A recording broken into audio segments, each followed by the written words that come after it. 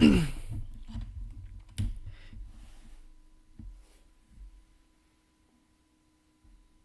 hold on just a second, guys. I'm just gonna wait for everybody to pop on in real quick and do some promotion. You already know how this goes.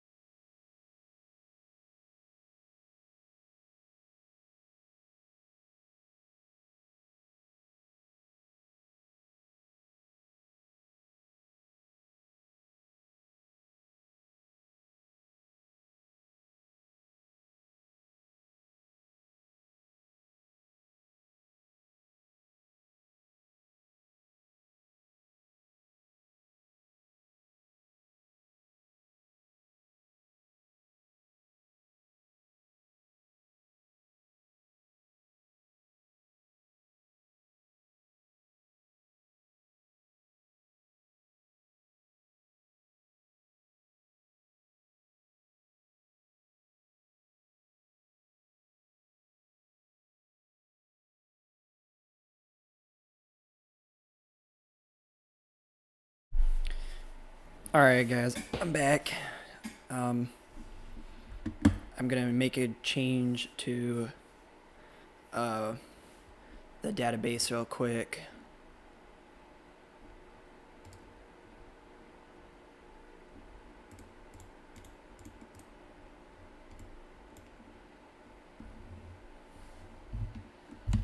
If only I could just like mass edit this and just have it where it's something like. Also, why does this say 2024?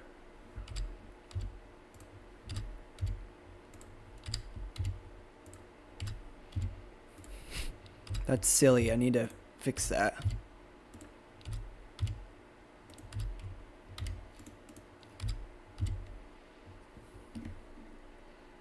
I think it might be better too if I just switch that up. I think I'm going to push it back just a little bit as well to February.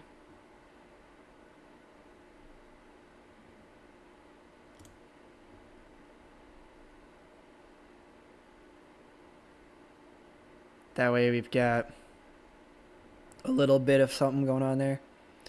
I think I'm also going to remove the pregame stuff because there's really no need for it.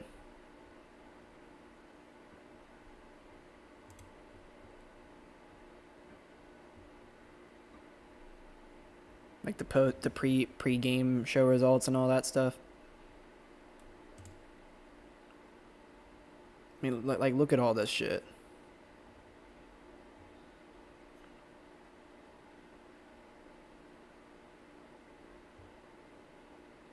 There's so much shit on this.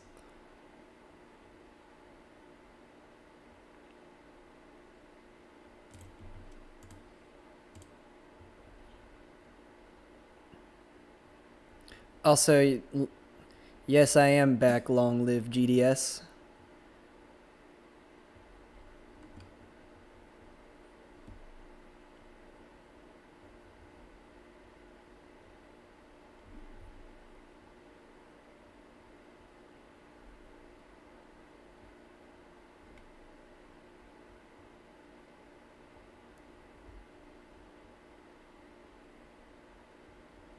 We might be here a while. Of course, I say that, and then it's like the records have been deleted. So that was the pregame results, and then we'll do the pregame shows too.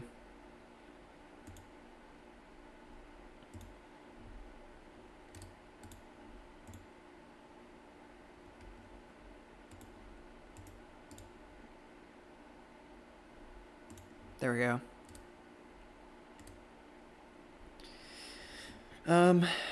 I think we're gonna remove a bunch of the teams too.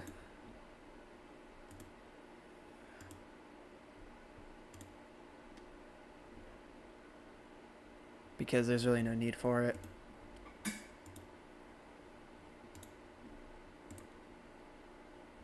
What is Mod Maker Plus?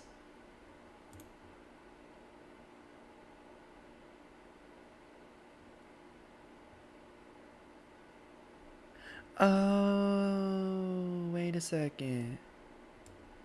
This is where you can like set up all the fighters to be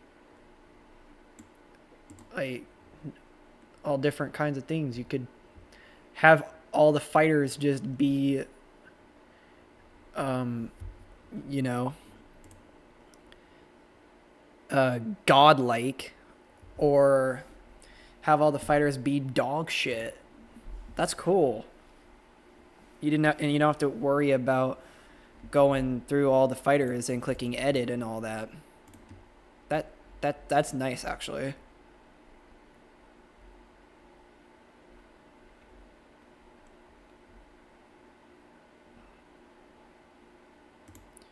Also, why is there free pictures? Oh wait, no, never mind. But like, I guess there are actual pictures for some of these now. Well, that's good at least then.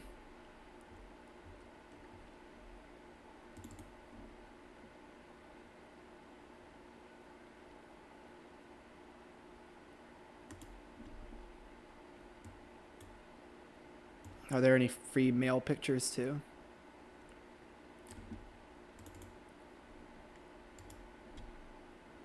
I'm only seeing the female ones.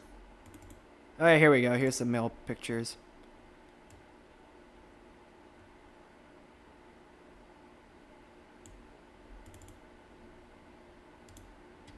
Some non-fighter ones too.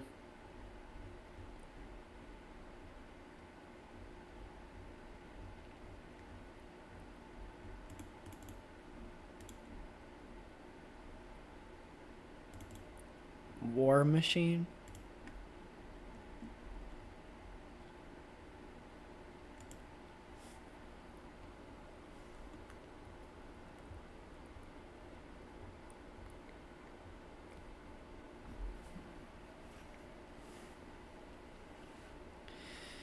Let's see.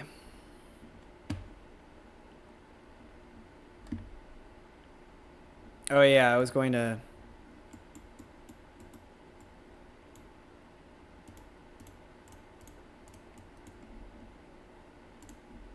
check up the regions. I wish there was a better way to do this.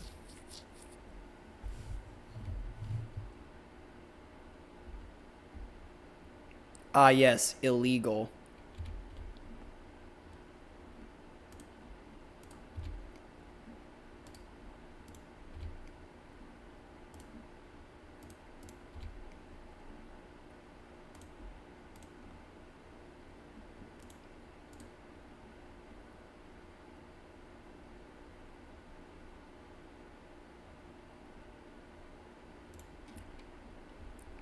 Yeah, I wish that there was an easier way to do this shit.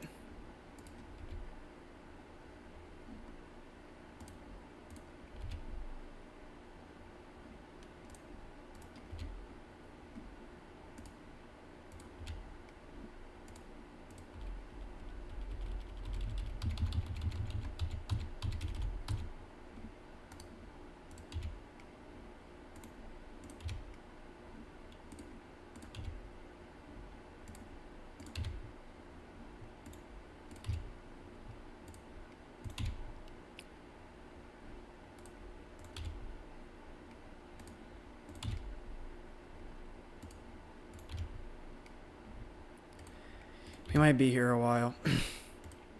And I mean that for real this time.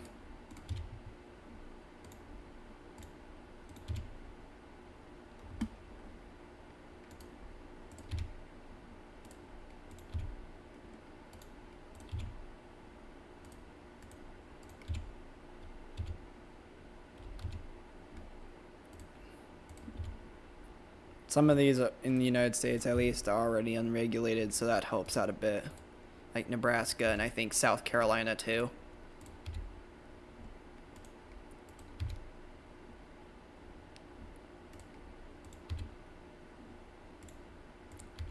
So that helps out a bit.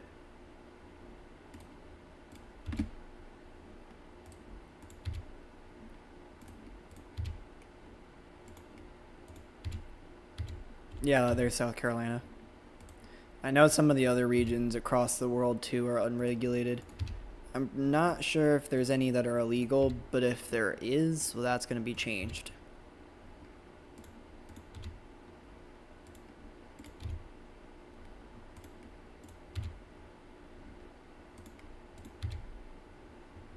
Like, I know for a while it took New Jersey a minute to get legalized. Like, here's all the Japan ones. Those are unregulated.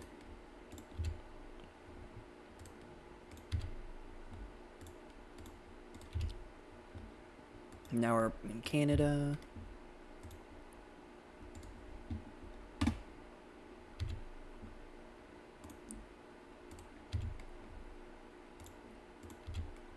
Going to Mexico. I am doing a whole different save. I decided I don't want to do the one that I'm doing right now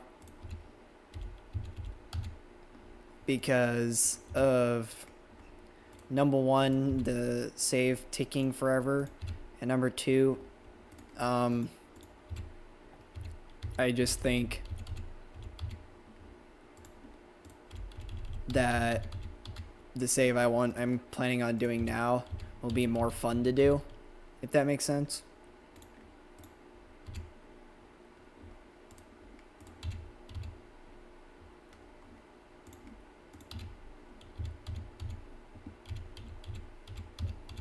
Look at all these being unregulated now. Perfect. I'm gonna add a few more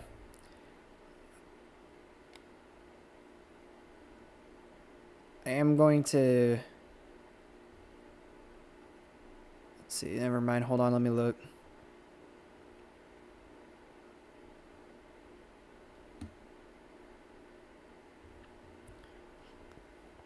I'm gonna add a few more referees.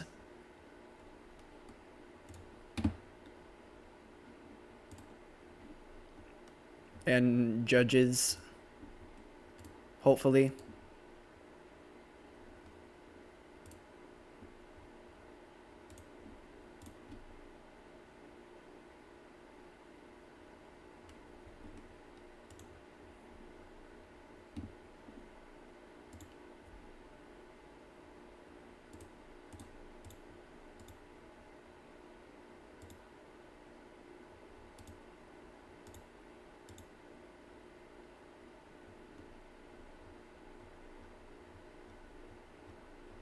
Milana Slater. She'll have no name value. Stoppages will be very early. Stand-ups will be very late. Style will be very strict. And Milana Slater will be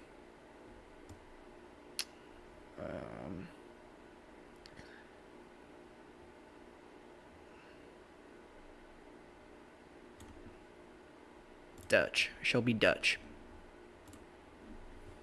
Perfect. Now let's bring in some more judges.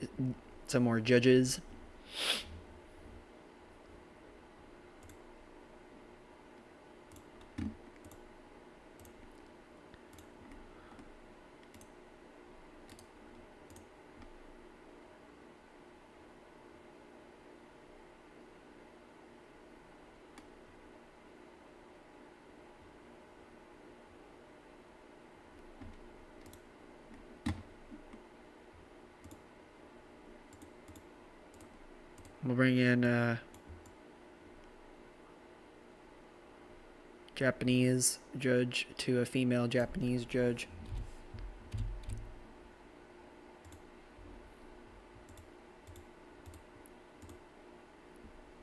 Nari Takada, that works. And she'll work everywhere.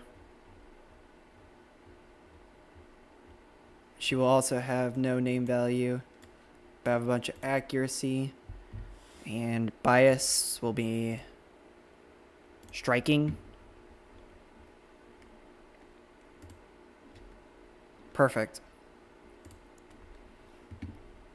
I'm going to make sure everything is the way I want it to be, unregulated wise.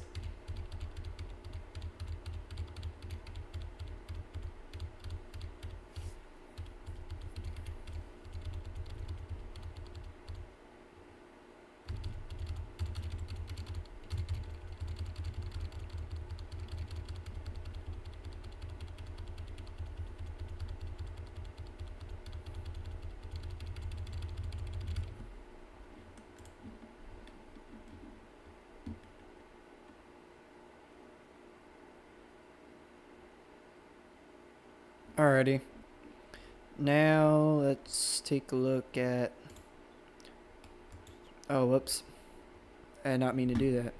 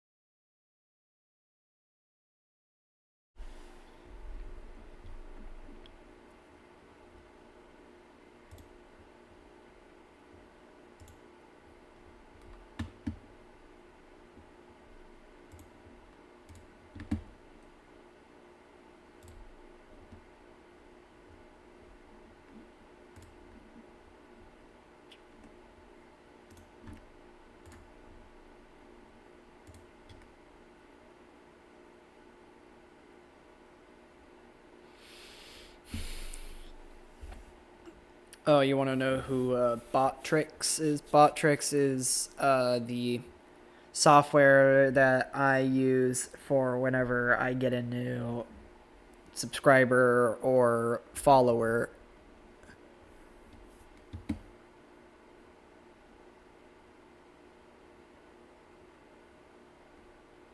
So basically, if somebody were to click subscribe on my YouTube, or someone were to click follow on my Twitch, there would be a little alert that pops up in the corner, the top right corner, that would let me know. That's what Botrix is. If that does that make sense?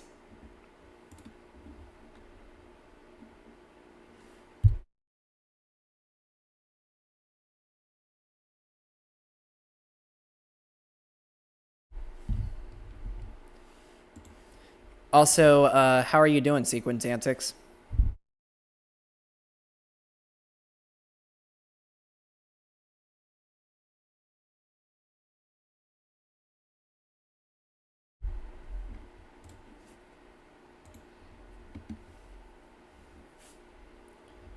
No, no, it makes sense. I was just explaining it to you because you asked. So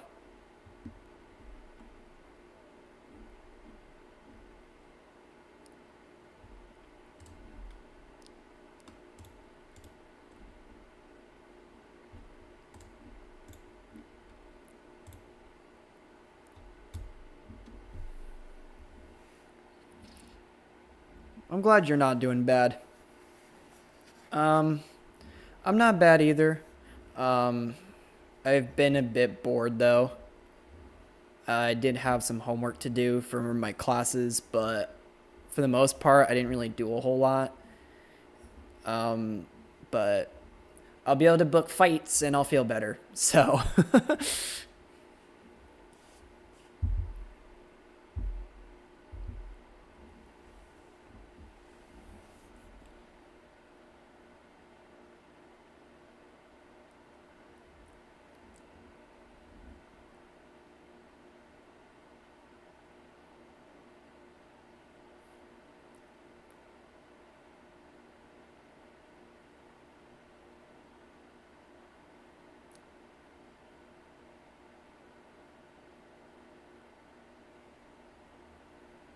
alrighty.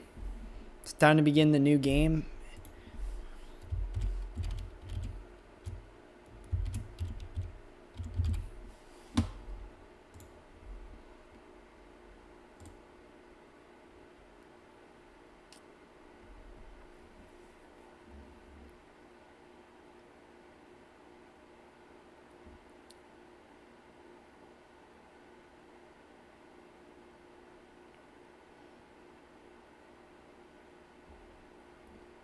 So this save is gonna be a little bit different from how I am done a lot of other things. So what I mean by that is that pretty much every time I go out and do uh, any kind of cards booking building cards and making promotions and all that stuff, I usually do some kind of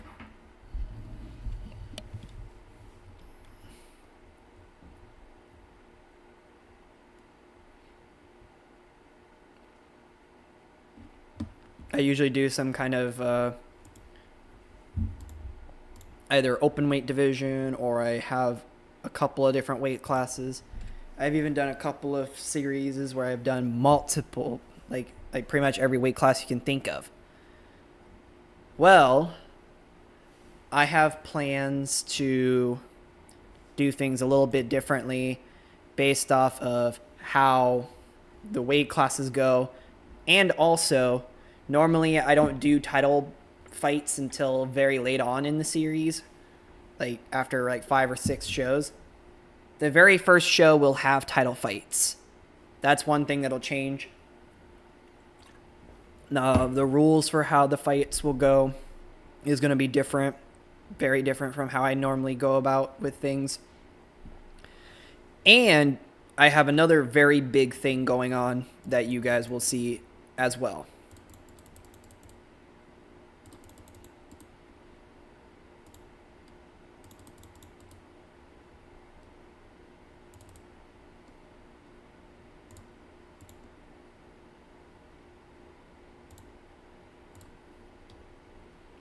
So I'm going to play as Megan Olivia.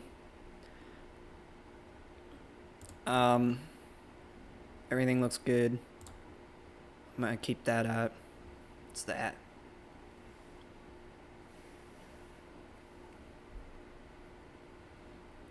Um, firings are on.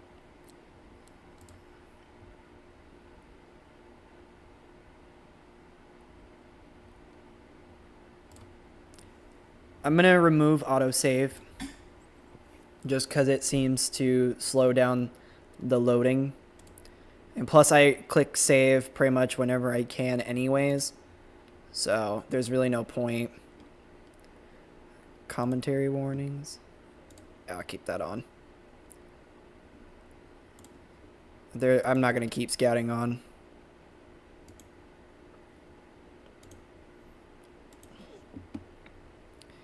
Okay, that all looks good to me. And for Megan Olivia, she has pretty solid skills too in terms of the commentary. So that's one reason why I'm choosing her as well. I know she works for the UFC in this, but we're not going to be doing the UFC. Instead, we will be doing Omega Fighting Championships instead. And I know what you're thinking. It says Omega is part of Mexico, but it's not in this case. It'll actually be in America. We'll be doing it in Arizona, as you can see up here. So the reason why I say that this is going to be different from a lot of other series that I've done is most of the time I have wanted to go with the fact that I am playing as owner. This time I want to switch things up a bit. I am going to play as the CEO instead of the owner. So basically what that means is that playing as the CEO is that that playing as the CEO, I could be blocked or overruled on financial matters, and I could end up being fired for poor performance.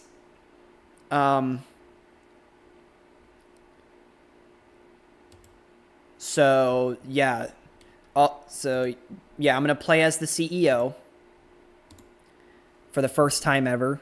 We'll see how that goes. I'm known for being the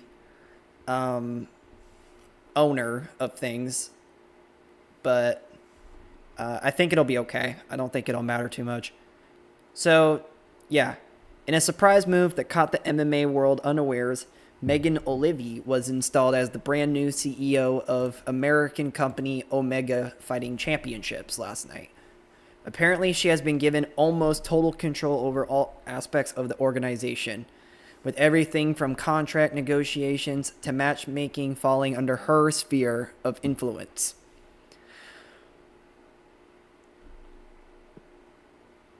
So, basically, Megan Olivia has left the UFC and has said, I am going to start my own promotion. Screw you guys. And Islam Makhachev tops the rankings as the male pound-for-pound fighter. And the female pound-for-pound fighter is Valentina Shevchenko.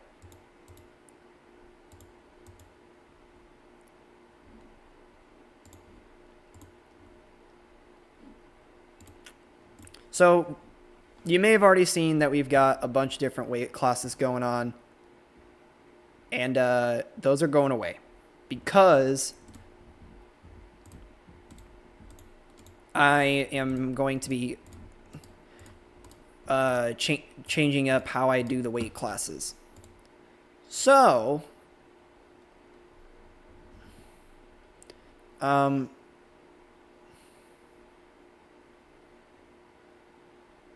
we will keep the super heavyweight. That we will keep. However, we're not going to have very much of it won't be a very big division, most likely. That will be the same. And we will have a title belt.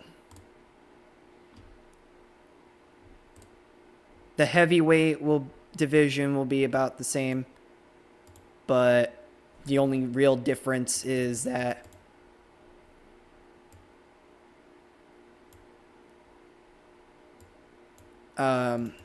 how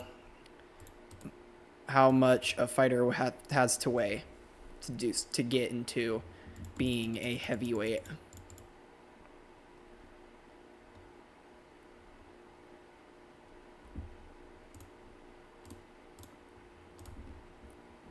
This is where things get a little bit interesting.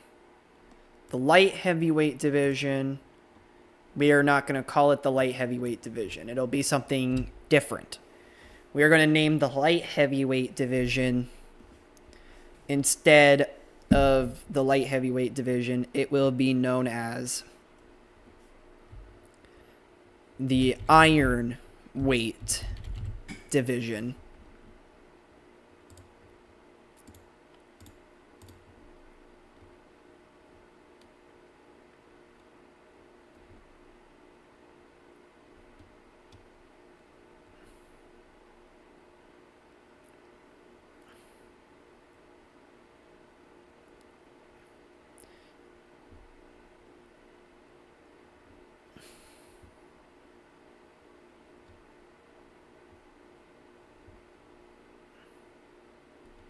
And then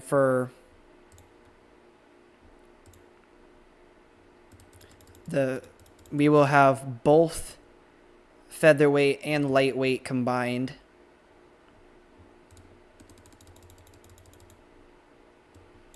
Which will be known as the super lightweight.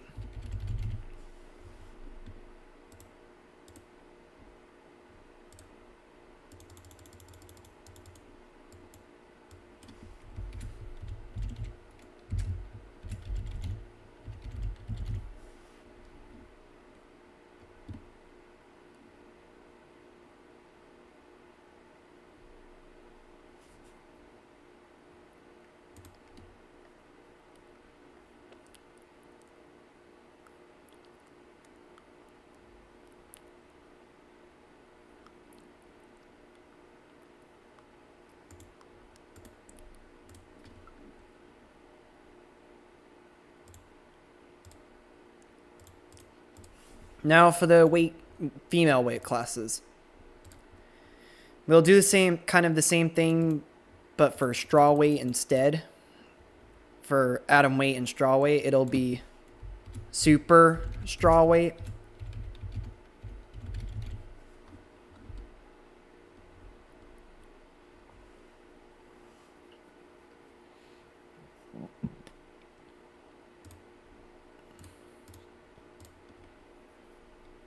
And then we will have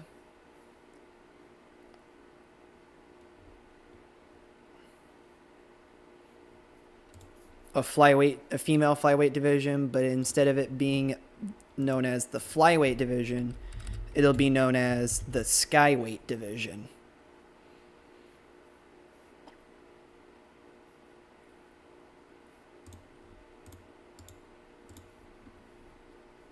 Then when we go to bantamweight,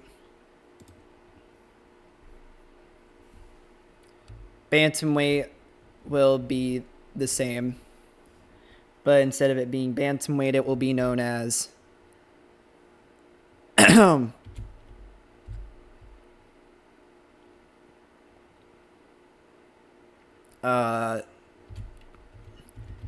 steel weight.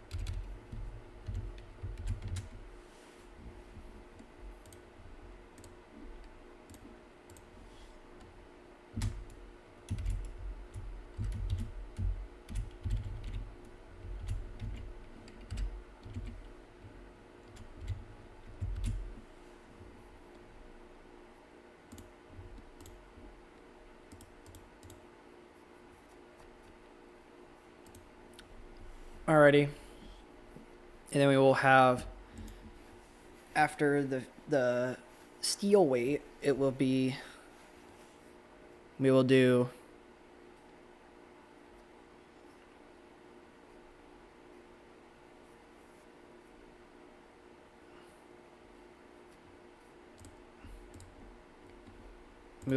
the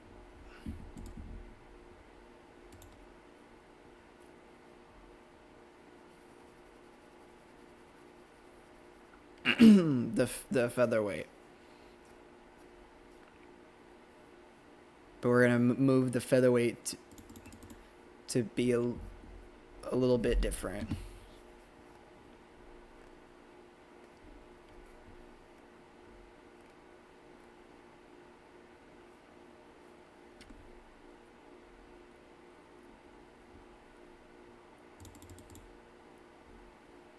Maybe, actually, probably not.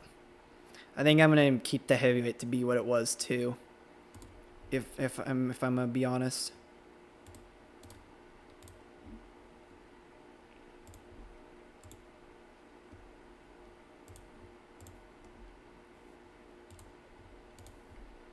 I don't want to add too much more confusion to myself than I already am. So. There we go. That's going to be how we do. That's going to be how we do things.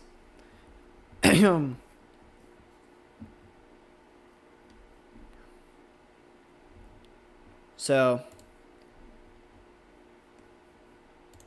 Now for the belts, we've got super heavyweight, omega heavyweight, that needs to change.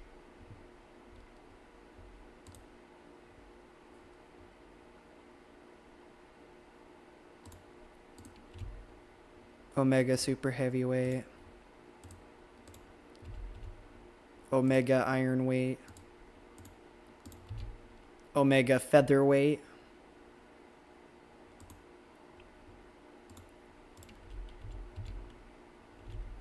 omega super lightweight,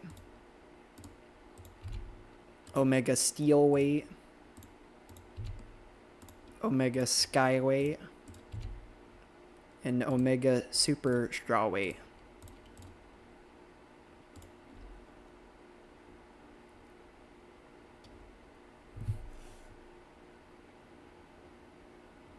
So we're gonna get started now with we are at mid-level regional already. So we're starting off as a mid-level regional, and with us having $2,500 in finances, I have decided we will be creating a broadcaster.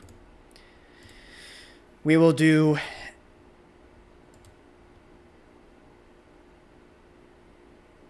a subscription broadcaster, and it will be small in America and insignificant everywhere else.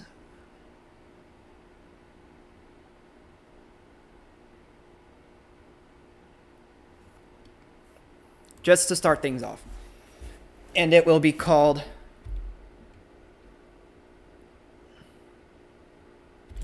Omega Inner Circle. It will be an internet-based subscription. Actually, I think I'm going to make it tiny, just to save a little bit more money.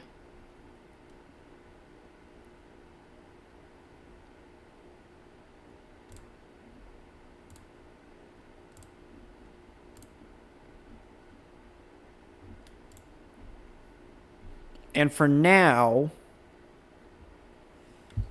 we are going to do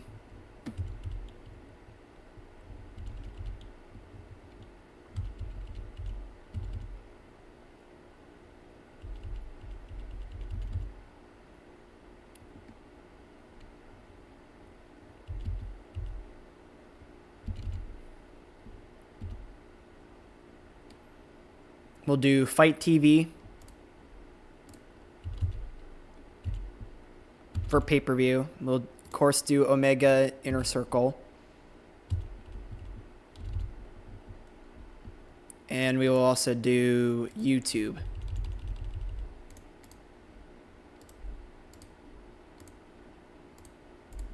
So we've got Omega Inner Circle already.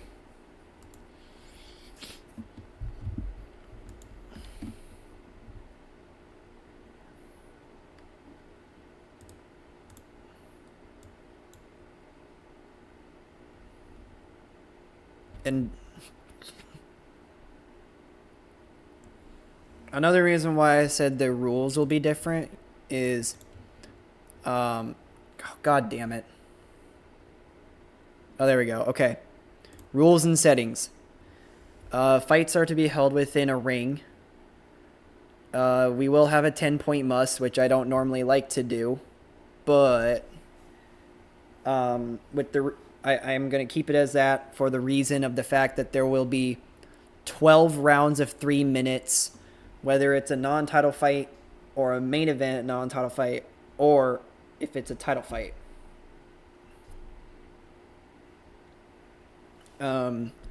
So very much like boxing like. It originally said 12 rounds of 5 minutes, and I just decided, hell no, this is already going to take forever. We're just going to do 12 rounds of 3 instead. That way it keeps the 12 round format, but just make it a little bit shorter. So strikes to a down opponent are illegal. Fighters can be separated by the referee. Closing guard while on the ground is legal. Knee strikes to the head of a grounded opponent is illegal. Fighters who are knocked down are given a 10 count to respond. That will be the case. Elbow strikes, whether it's standing or downed opponent on the head, are illegal. Stomps to a downed opponent and foot stomps in general are illegal. Foot soccer kicks to the head and body are also illegal. 10-by-8 scoring is common as well. So that's I am changing. The rules are very different from how I normally do it. We don't have anybody on our roster. I know I tried to add in somebody like Michael Chandler the last time I did a stream like this, but I was just like, you know what? We're gonna start completely fresh. We're gonna see what we can do with it.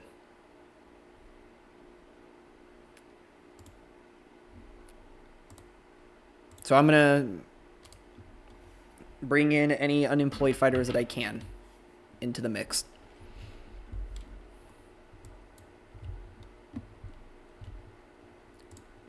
As of right now, it looks like I can sign anybody based in America, Canada, or Mexico.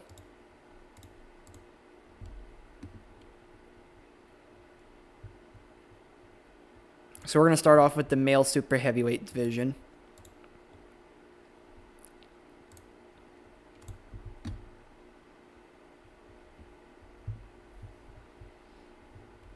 Because that'll be one of the easier ones that we do.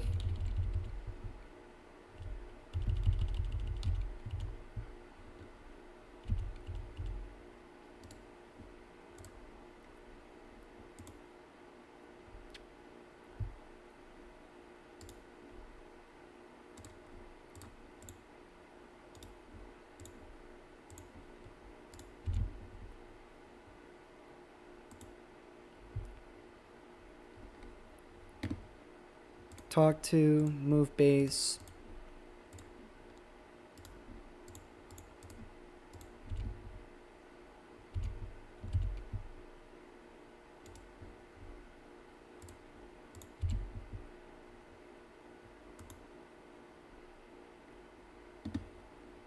Talk to, move base.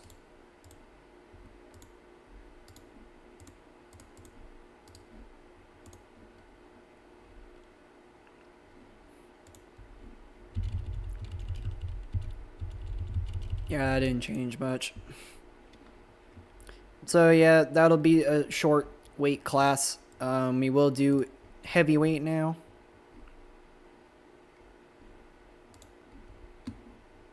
That is a lot more people. Let's bring it up to 30.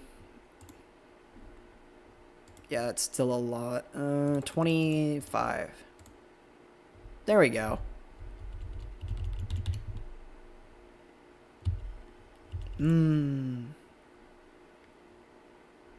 Team none.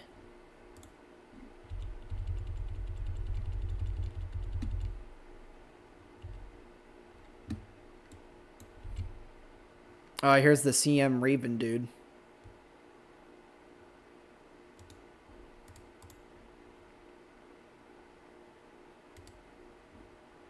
So we'll bring in CM Raven. Cameron Graham. Danielo Voivodkin.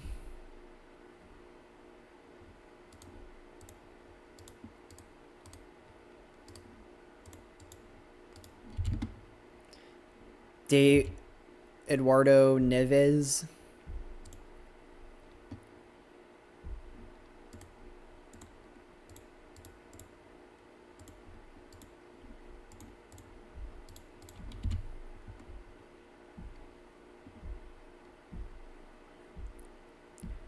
God, Gable Steveson would be such a great dude to bring in, but he's an international.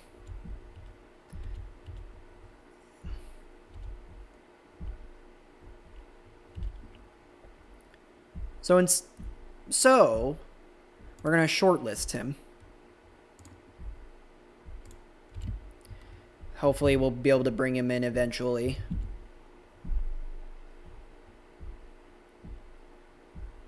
Now we'll bring in this Kazakhstani.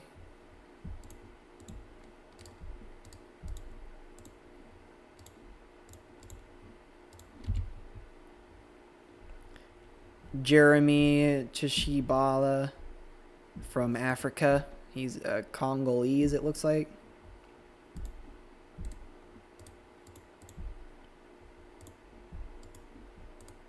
I know I probably said that wrong, but oh well. Jovan Leka. Jovan Leka, probably.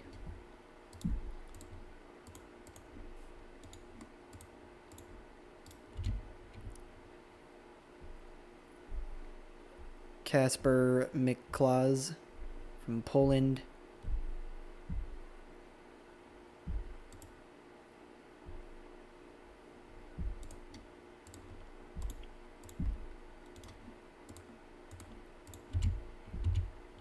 Miles Banks.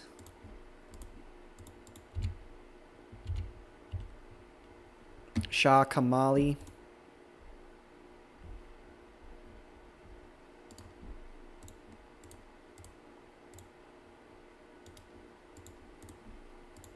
And Taisei Sekino.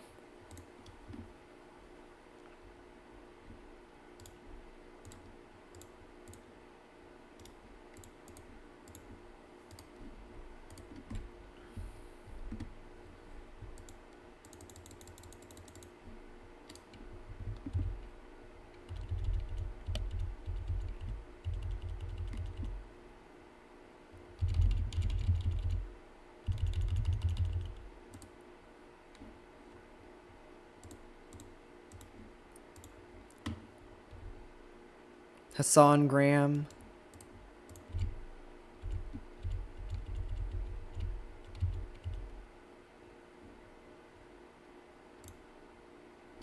All right, now we'll go to the iron weight. See if there's anybody in the iron weight division we could bring in.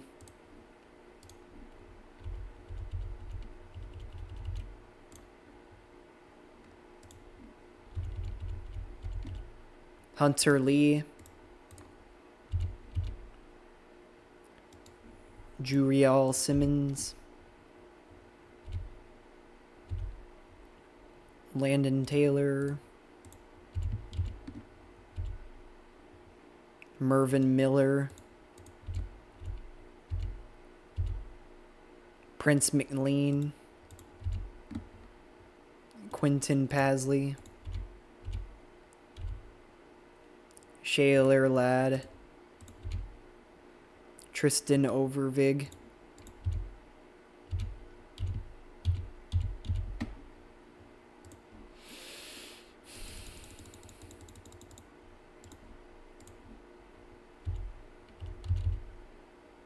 Jimmy Heinel.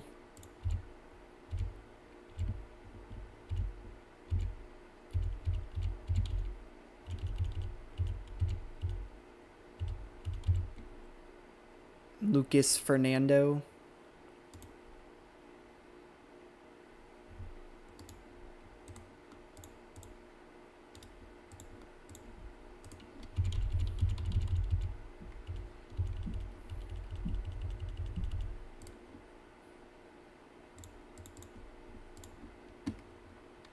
Alec Lorenz.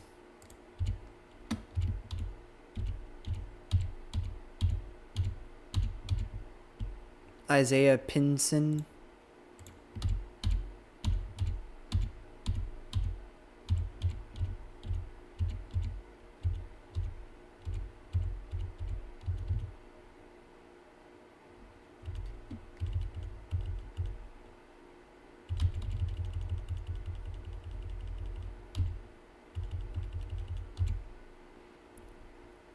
Che Liu.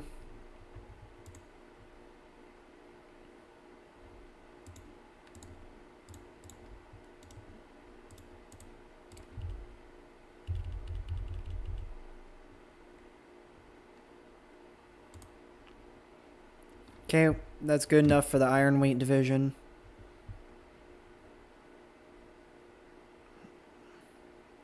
And now we can go to the super lightweight division 2.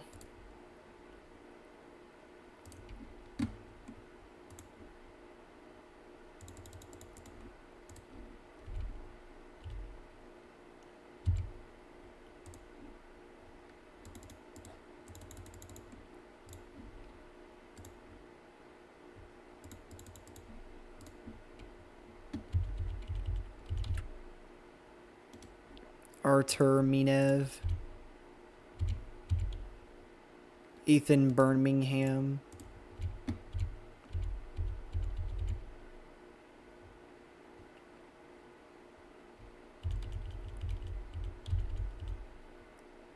Callum Connor.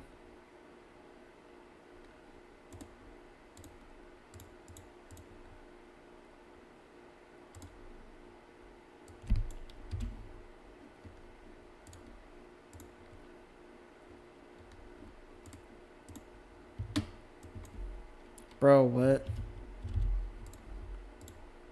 What do you mean we need to sweeten the deal?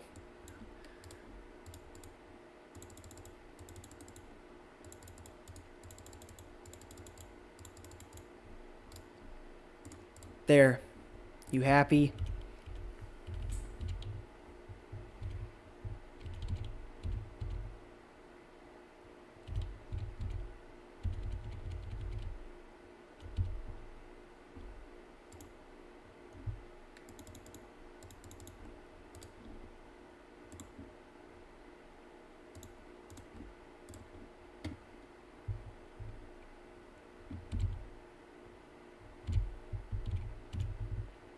Abe Al-Sakir. Adam Livingston.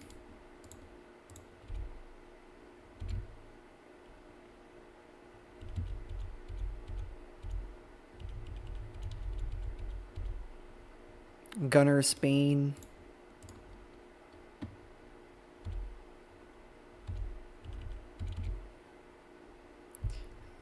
Ile Barzile.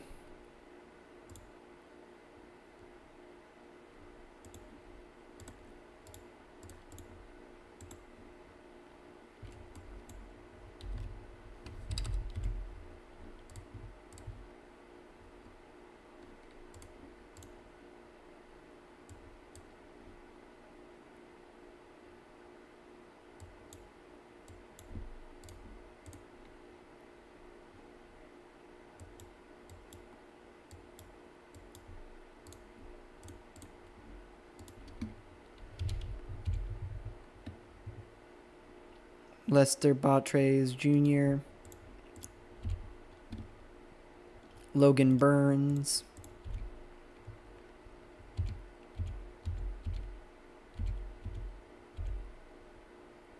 Steve Collins.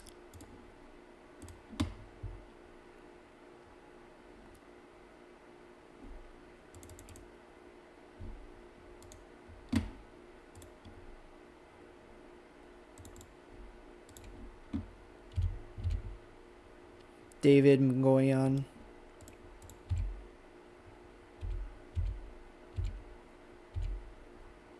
Joe Hendershot.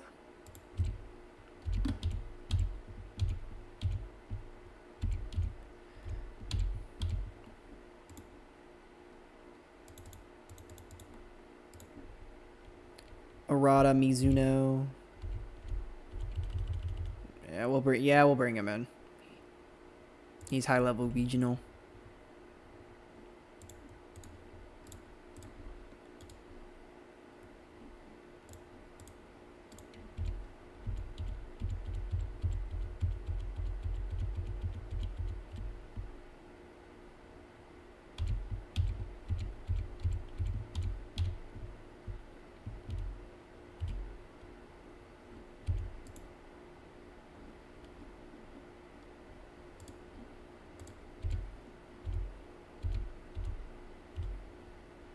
Jose Tony Cortez. Josh Thomas.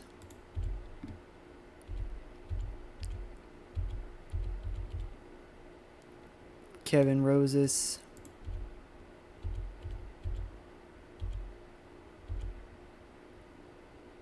Lucas Brennan.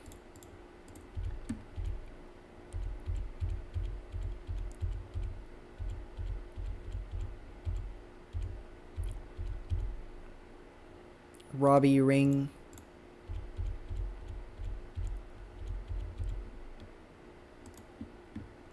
All right, looks good to me.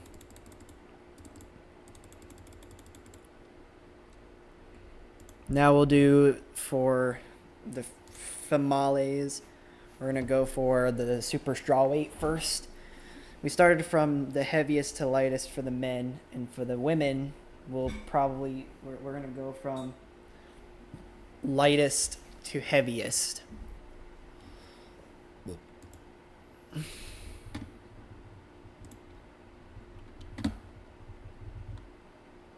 Is kind of the idea there. Mahina China is the first girl we'll bring in.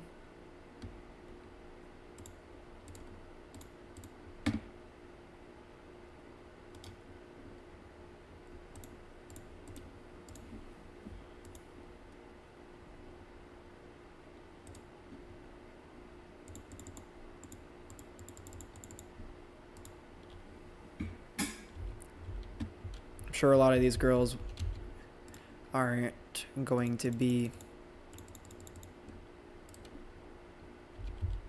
Oh, we've got Amber Terrell. Anna Palacios, excuse me. Daniela Hernandez. Hannah Rocala. Karen Martinez.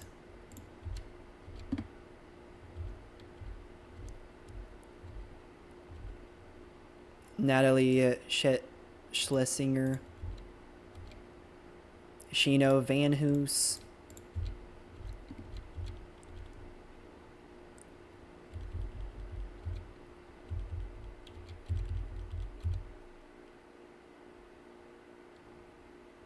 Magdalena Zaban.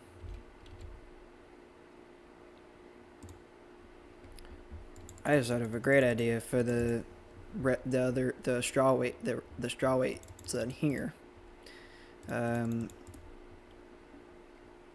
Name value in America. Mid-level regional.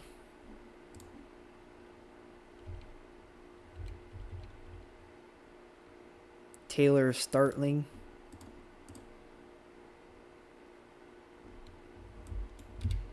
She's gonna want a crap ton of money. So we got you.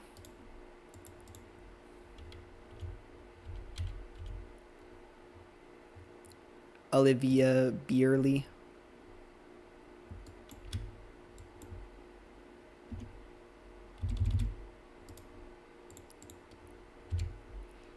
Camila Reynoso.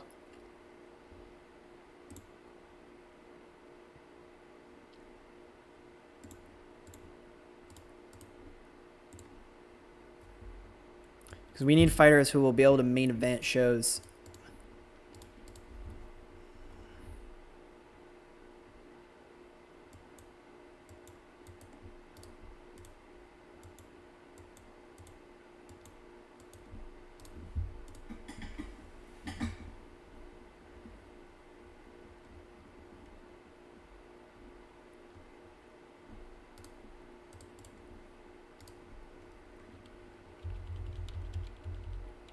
Looks good to me.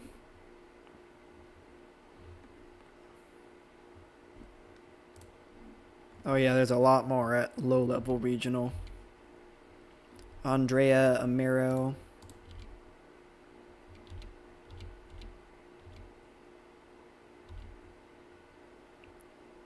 Dana Garcia. Hannah Guy. Leslie Hernandez. Mackenzie Stiller.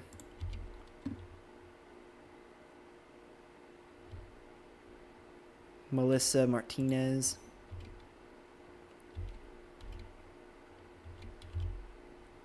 Rosalani EK.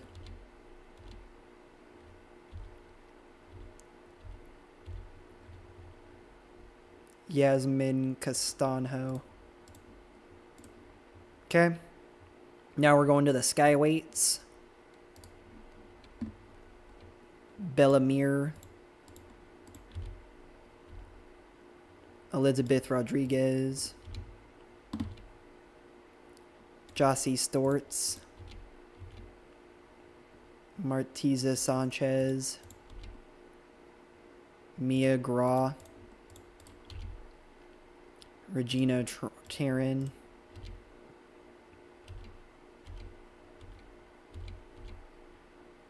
Zoe Nowicki.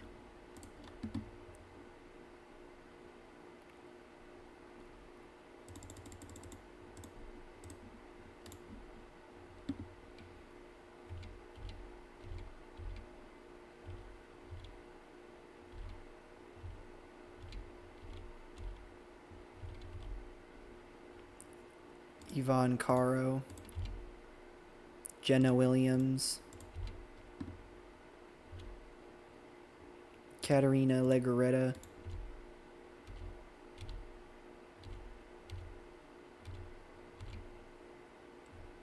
Taye Murayama. Willow Morton. Interesting nickname. But there's the skyweight, and now we're going to the steel weight. Seeing who all we can bring in at female steel weight, at the steel weight, because there is no male steel weight.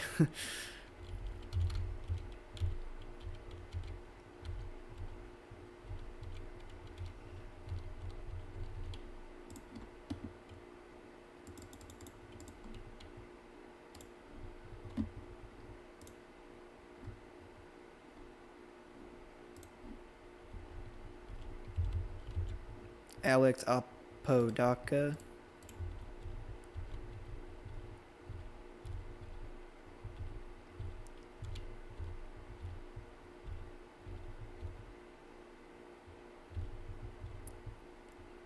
Hope Chase.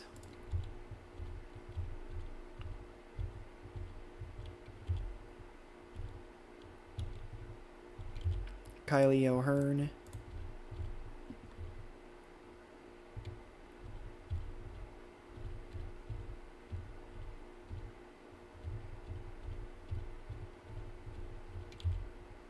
Sierra Dinwoody.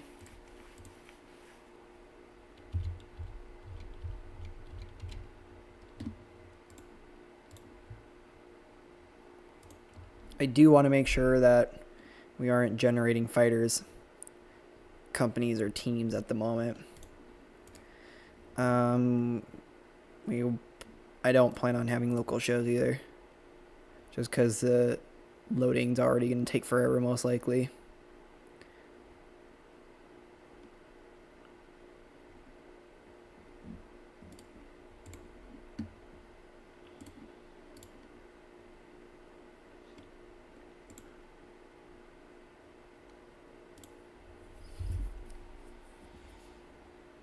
All right. See who else we can bring in. Su Min Jeon.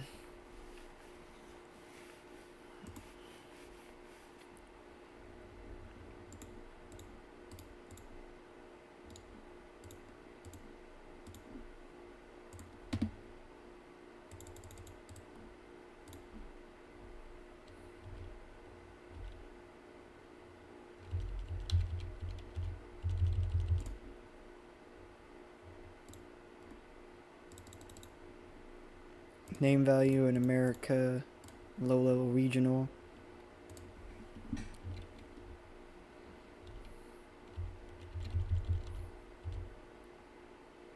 Laura Cannon.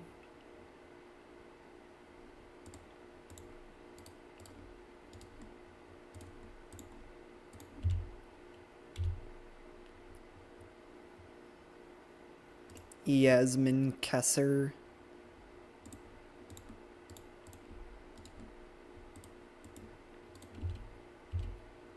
Elizabeth Anoru.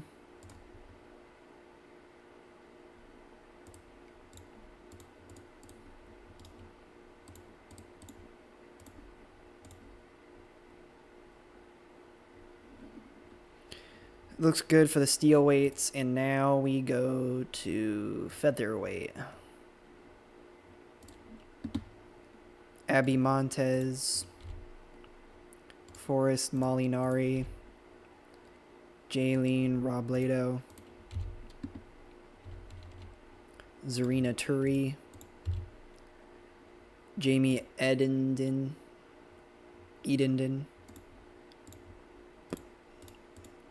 however you pronounce that.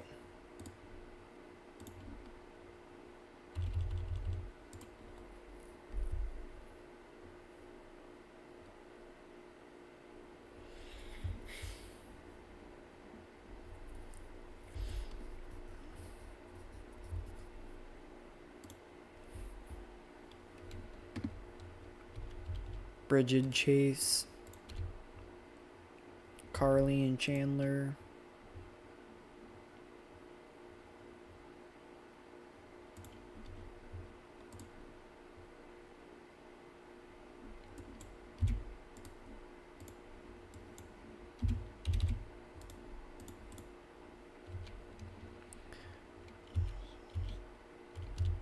Kayla Yontev, Laura Turzensky,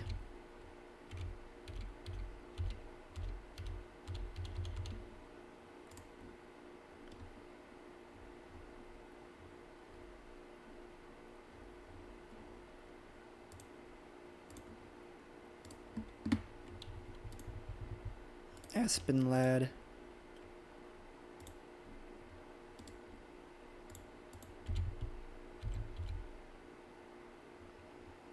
Evelyn Martins,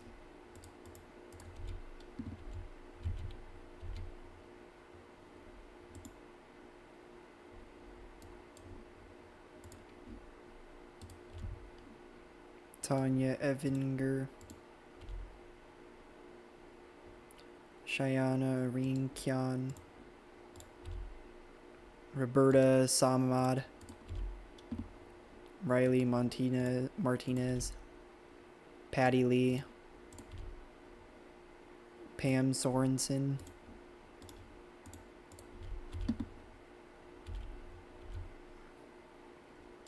Olivia Parker, Morgan Fryer, Laura Sanchez,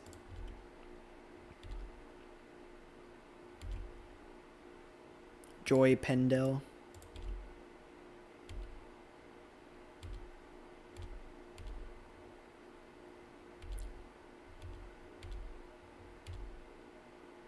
Danielle Wolf, Courtney King, Cheyenne Hall,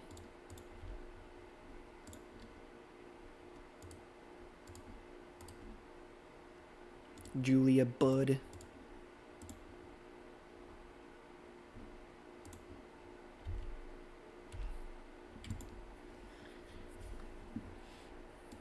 all right.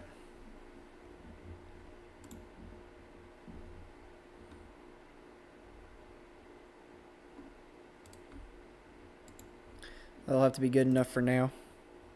That's plenty of fighters right there. I don't think I missed anything. So I did super heavyweight, which will low key most likely not be a weight class for very long. But I did heavyweight, I did iron weight, I did super lightweight for now. Featherweight, steel weight, skyweight, and super strawweight as well. Alright. I'm just gonna book a show now. I'm gonna move the fight card to the end of February. The very end.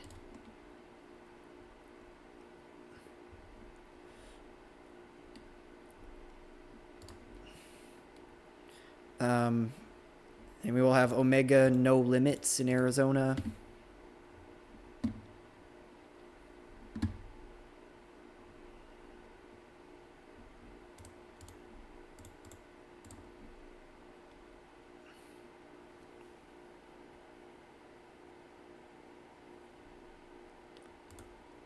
We do need somebody that has... We would need somebody on the broadcast team that has play-by-play, but that's not going to be very hard to find. Probably somebody with some experience some analysis as well. Again, that's not going to be very hard, most likely. Not a fighter. Unemployed. Actually, we'll just do available for hire. Minimum play-by-play, let's go 50. There we go.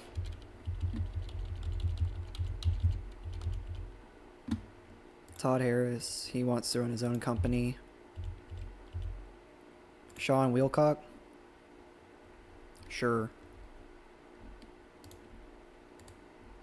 Of course he wants more. There we go.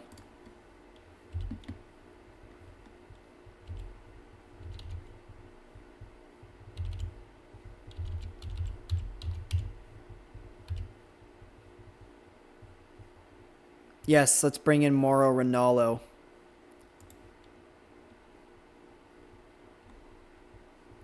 What are his skills? He's got very good analysis too. We must bring in Mauro Ranallo.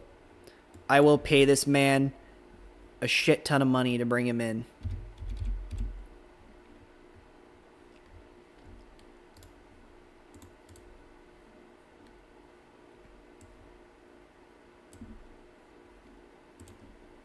Perfect.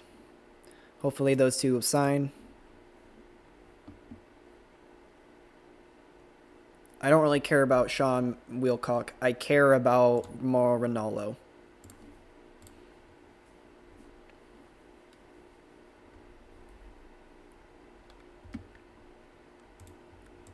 If he doesn't sign, it's the end of the world. Low-key, I'm probably just going to now get rid of the super heavyweight title because of how small the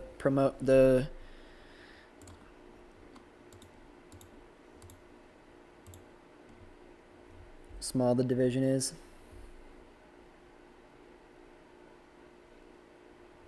There's no really need to keep it because the super heavyweight division is not going to exist for very long, most likely.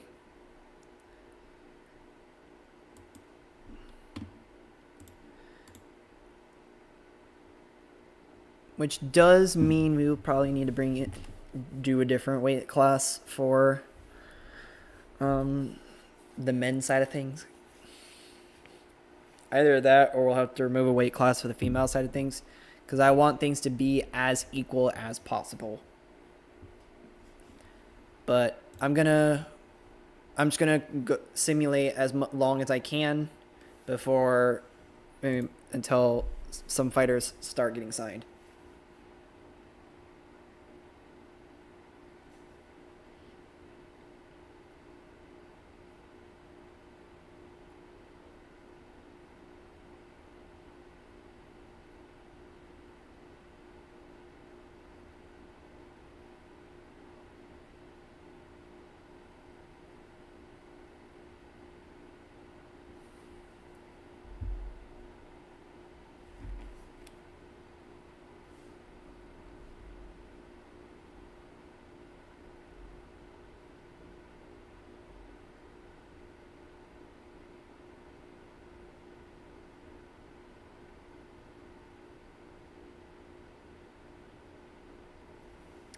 Just a moment.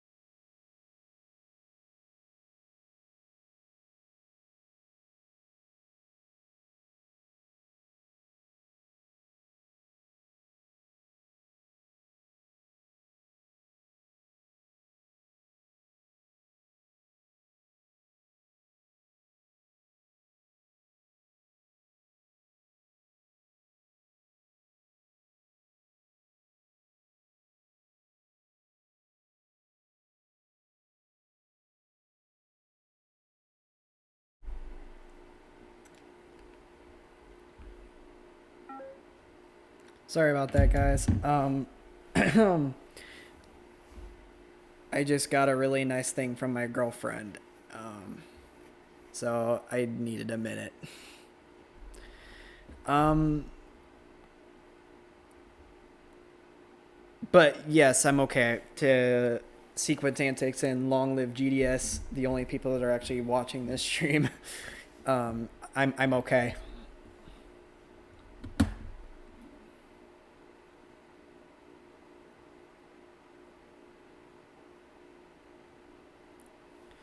But anyways, we've got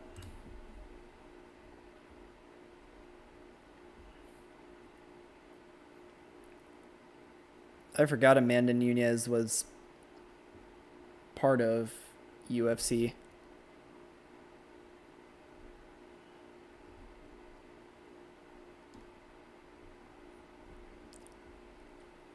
Even if she wasn't under contract, she's a low-level international, so we can't even bring her in. Looks like PFL has a show as well going on. Jake Paul is part of PFL. That's surprising. In this game, he's a middleweight. That's crazy, because in real life, he is a heavyweight.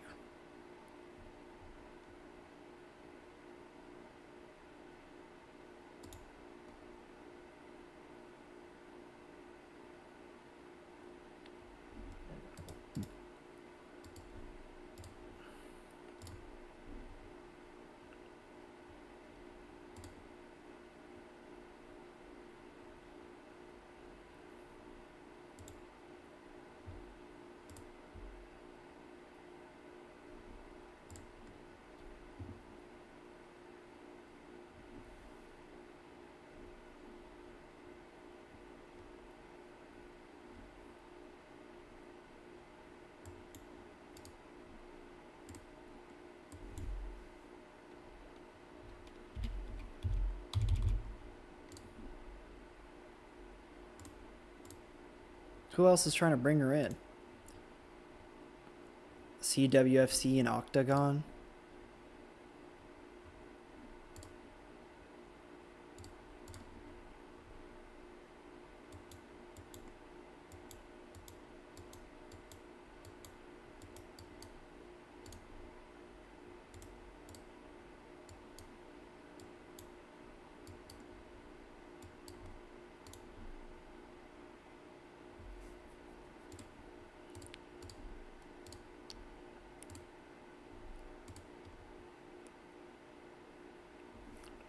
Damn it, he went to one championship.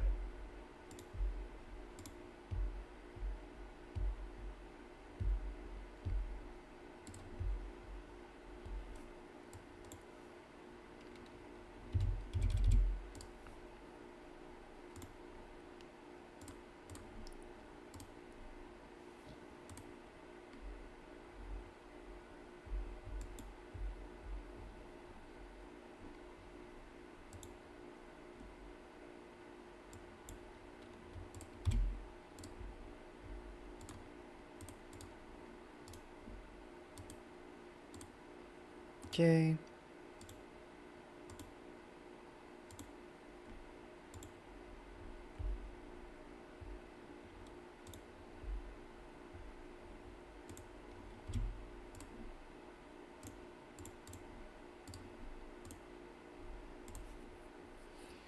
PFL just wants to sign anybody, it feels like.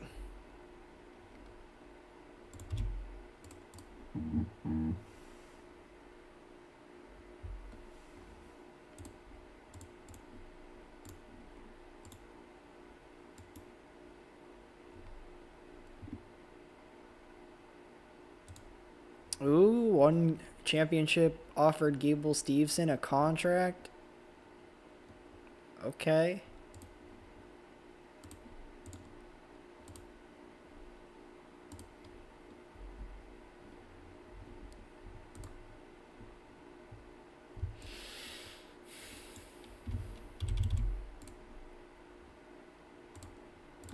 Bro. Are you serious right now, bro?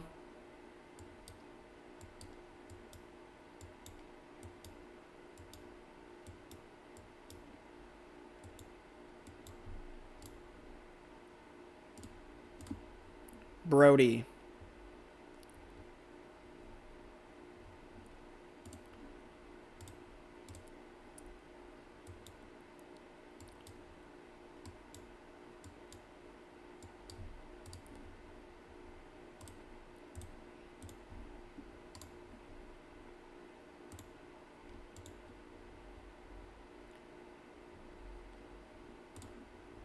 I'm gonna have to like to make a user template, I'm gonna have to like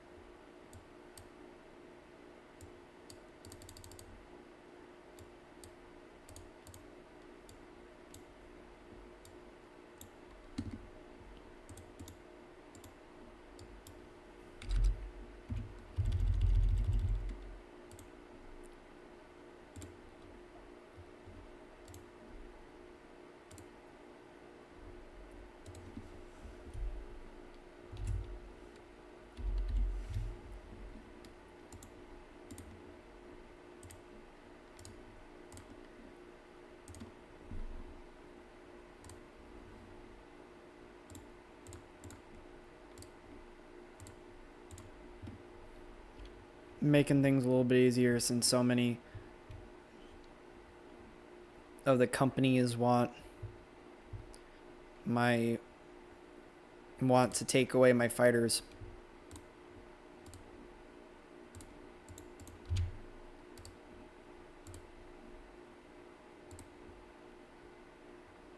Bro, they want to take Mauro Ronaldo? Hell nah, nobody's taking away my daddy.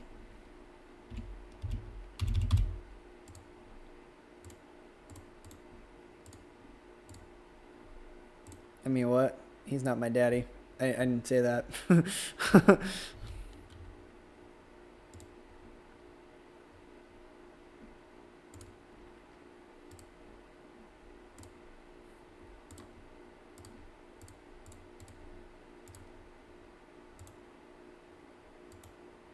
Good for Gable Steveson, I guess.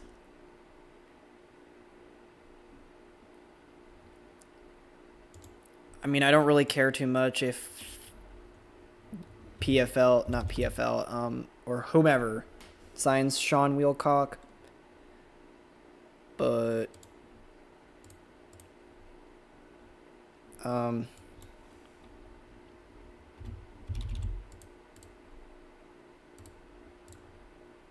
Jesus Christ, dude. You're not getting paid as much as Mauro Ronaldo is. I'm sorry. You're not Mauro. But he didn't seem to care, so good. Otherwise I would have been like, screw you, you're going wherever else you want to go. Our offer is not being considered seriously.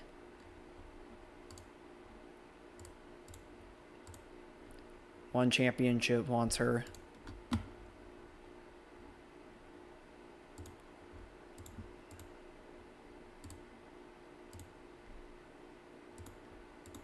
That's what I thought. KSW want Regina Taryn.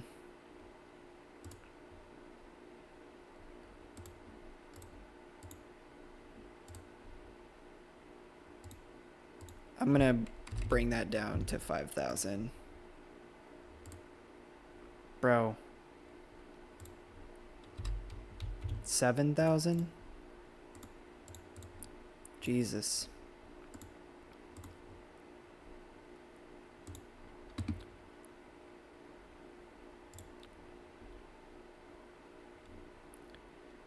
User template, apply.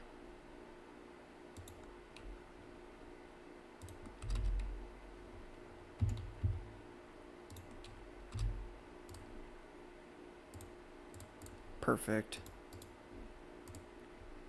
Landon Taylor.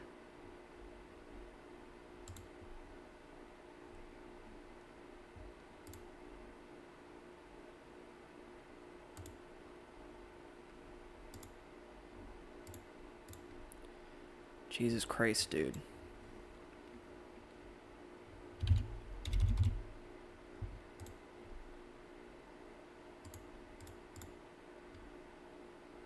He wants more? I'm already giving you a shit ton, dude. It's because he wants to go to the big leagues.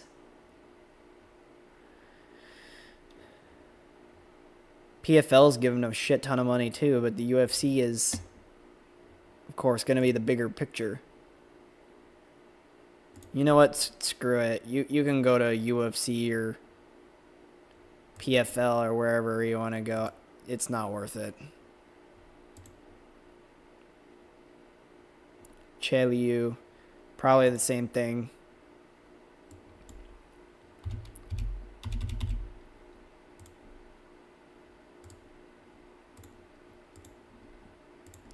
Yeah, he's got offers from UFC and all of them.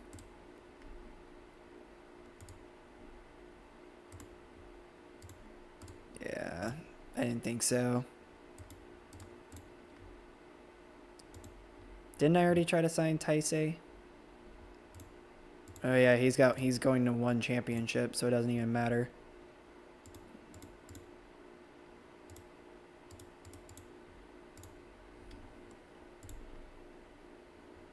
Quick accept. Fight TV.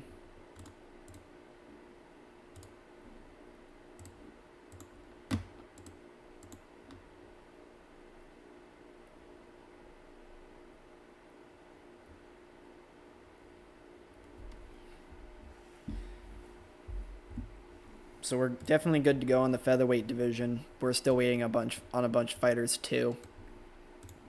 Sign with us anyways.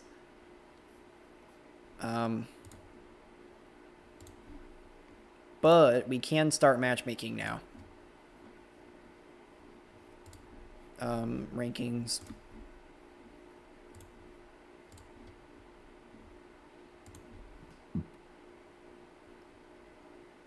The super lightweight is looking good. So we'll probably have a super lightweight title fight for our first show.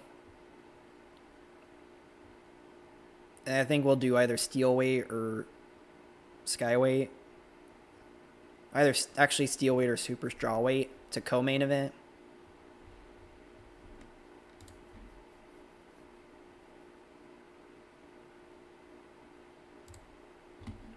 So, that being said, for the super lightweight,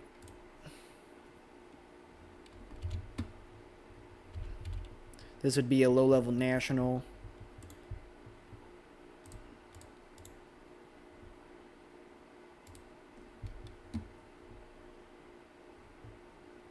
So these two can go at it for the super lightweight championship.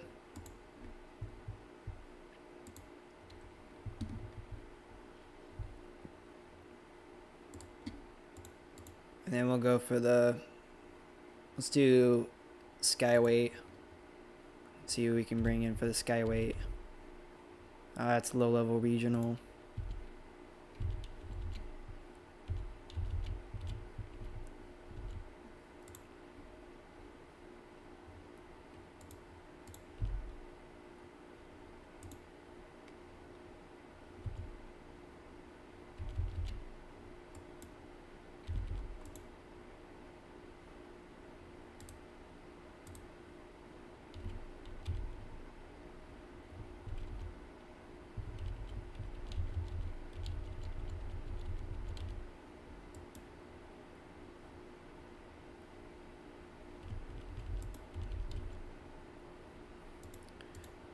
I just want a solid card, bro. That's what I really want.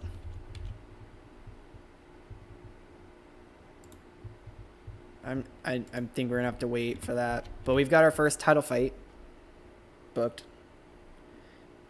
I think we're gonna have to wait though.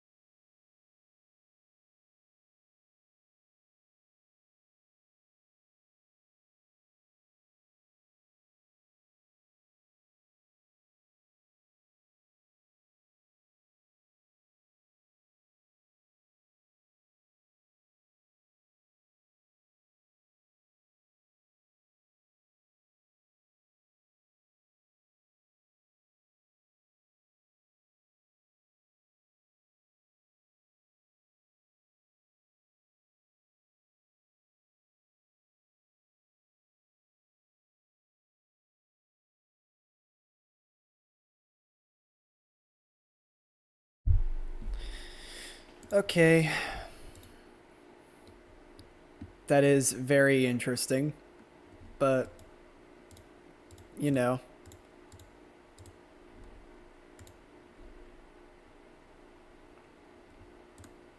Olivia Berkeley signs.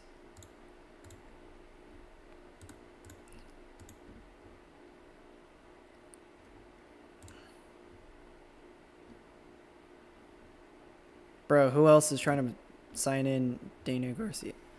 CWFC, huh? Do we seriously need to bring it up even further?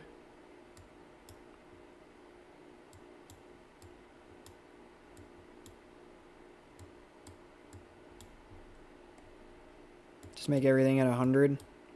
Hope for the best.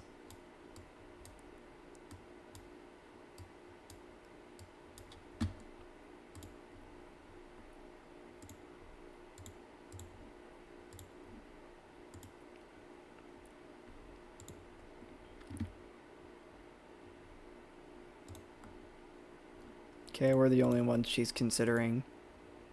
What about Yasmin?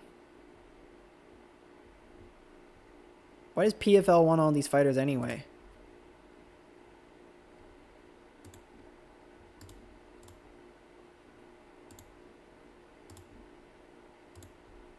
Like, what? Why? Why are we going this hard on signing some of these people?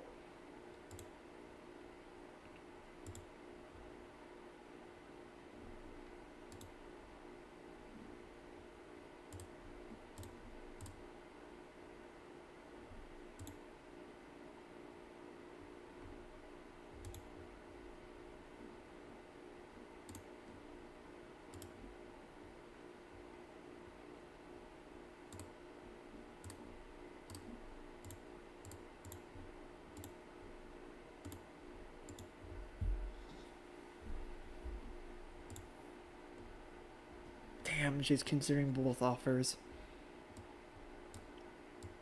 What if we change that to 100% everywhere?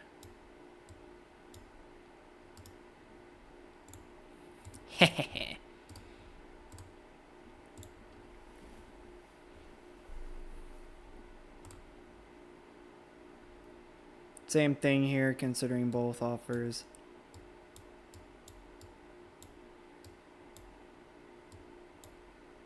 It's okay, we'll just change that to 100% everywhere. Perfect. What about Mauro Ronaldo? Let's go. He still only wants to sign with us. Sean Wheelcock. Wheelock, I mean. Still only considering us. Roberta Samad. We're the only one she's considering. Eduardo Neves has signed with us.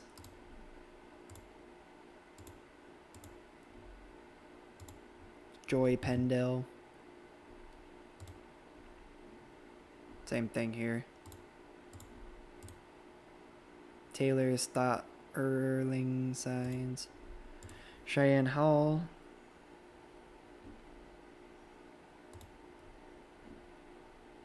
We're the only one she's considering. Regina Tyran. We're the only one she's considering. Don Yeo. We're the only one he's considering. Jalen Robledo. We're the only one she's considering. What about Rosalani K? We're the only one she's considering. Cool beans.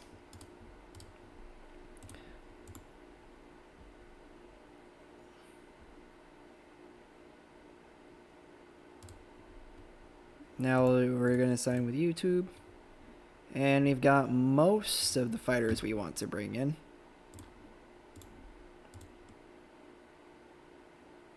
Huh. Taporia and Holloway.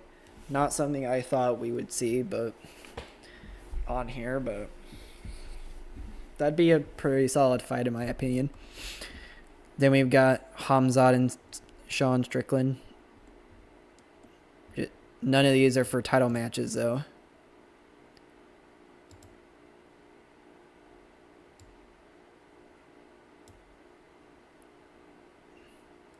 Shevchenko and Namajunas. Yeah, no, that is very weird that there is no title fights for that show. Honestly, I'm surprised on here, too. Very surprised.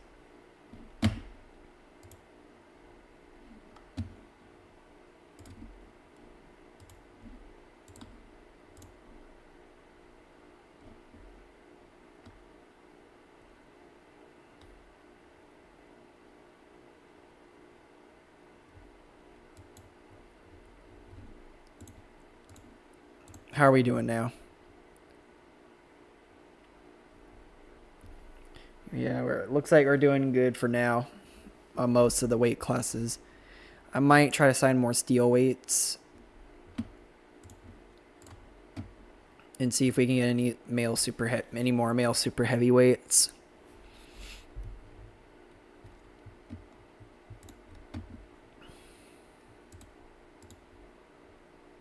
Normal weight class, super heavyweight. Available for hire.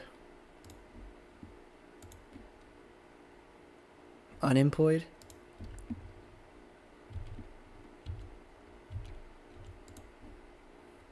Really? There just generally aren't very many super heavyweights, it looks like.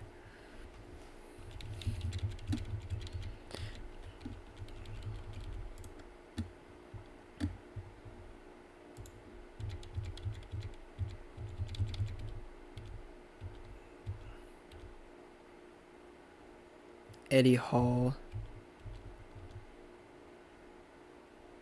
It's under KSW.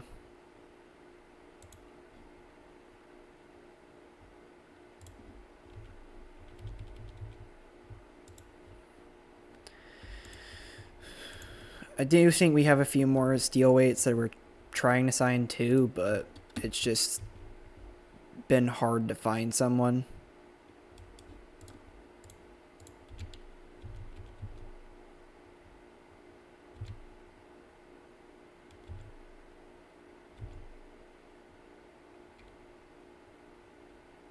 Alice Pereira.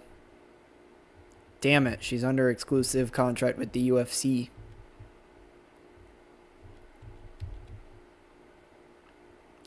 Aoi Kuriyama. Ashley Evans Smith.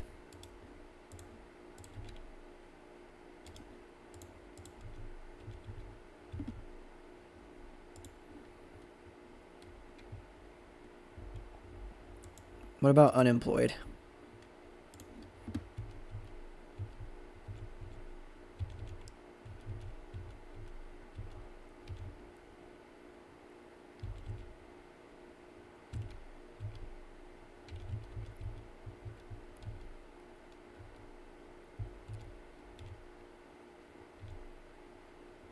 Brenda Gonzalez. Brittany Victoria.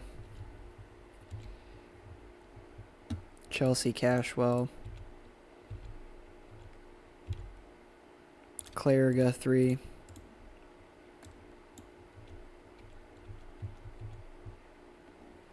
Elizabeth Schroeder.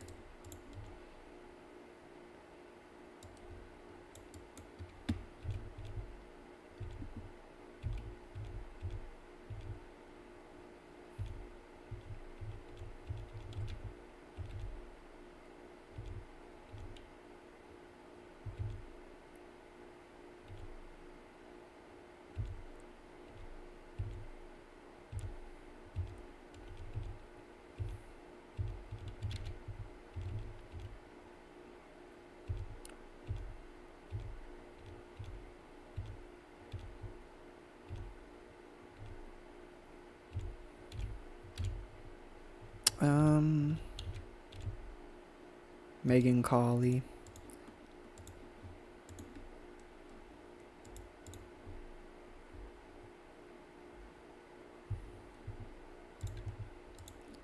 I'm gonna try to sign a few more of the male heavyweight and iron weights as well.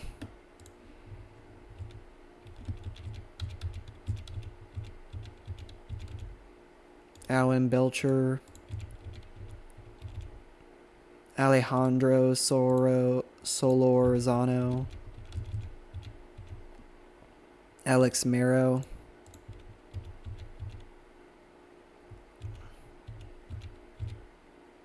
Alton Meeks,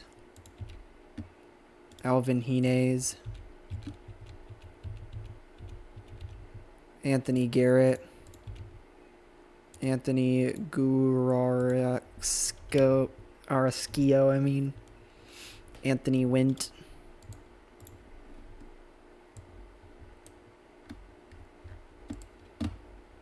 Cody Goodale,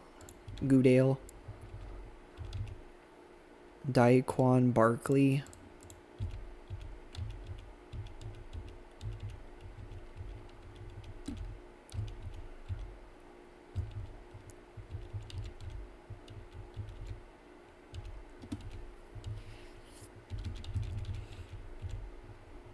Dustin Clements. All right, let's go to iron weight now.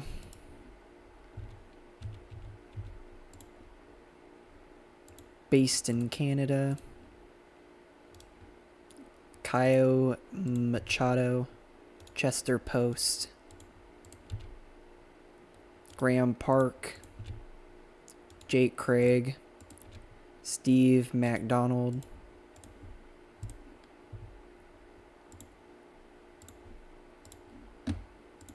nobody in Mexico.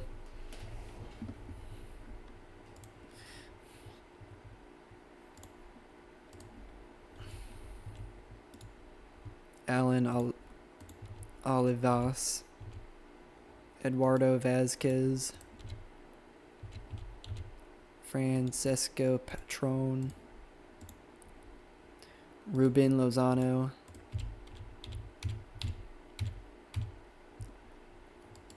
Jonas Ortega,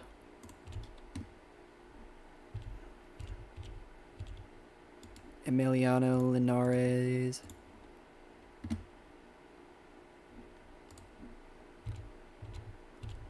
Alex Morgan, Tristan Connolly, TJ Laramie, Bradley De Silva,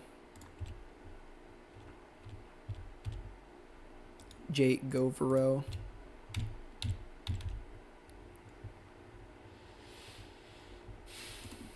all right, looks good to me.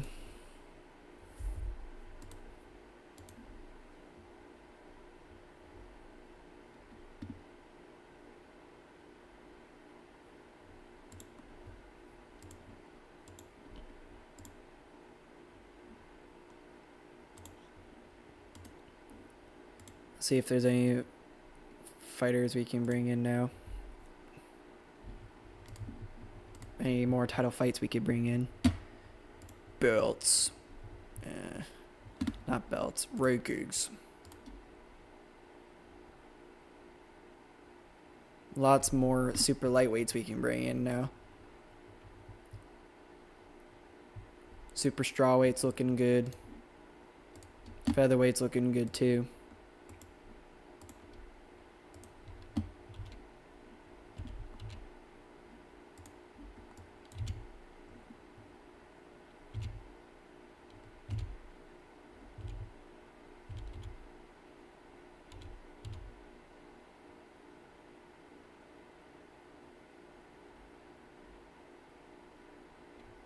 Sure, we could have these two go after it for the super strawweight belt. There we go.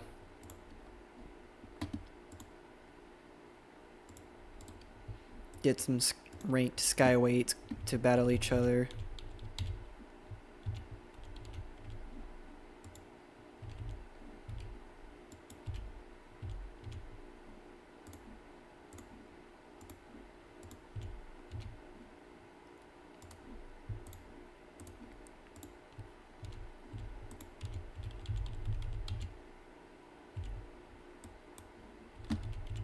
We'll get these two to go after each other as well.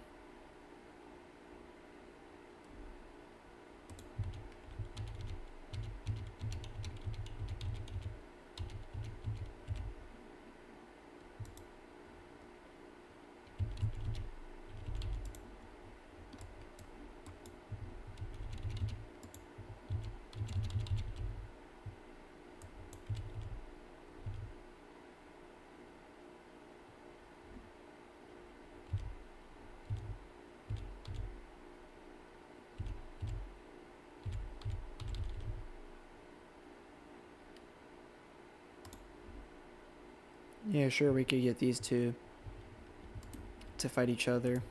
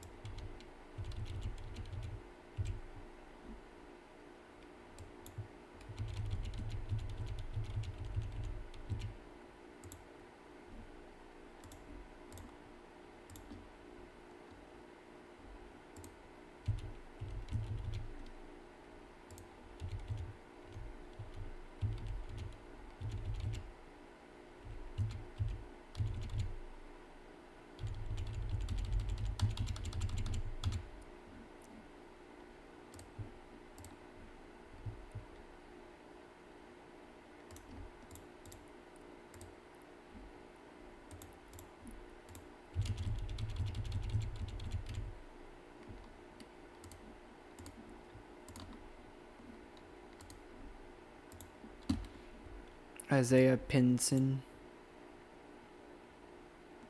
What was that, super lightweight? Or is he iron weight? He's iron weight.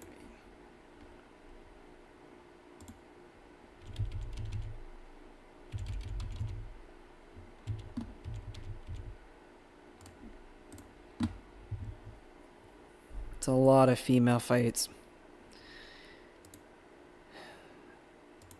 But that's okay.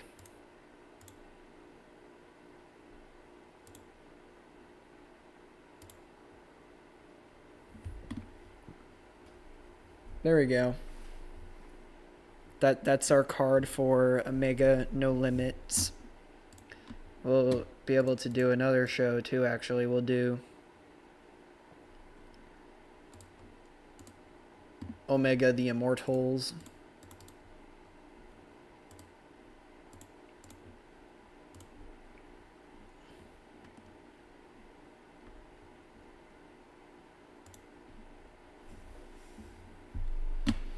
Let's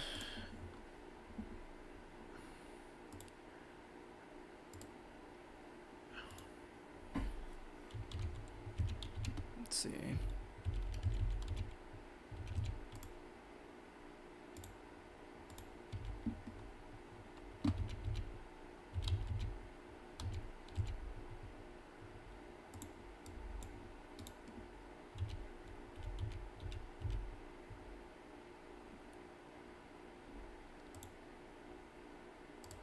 We could do that for the Omega Steel Weight belt.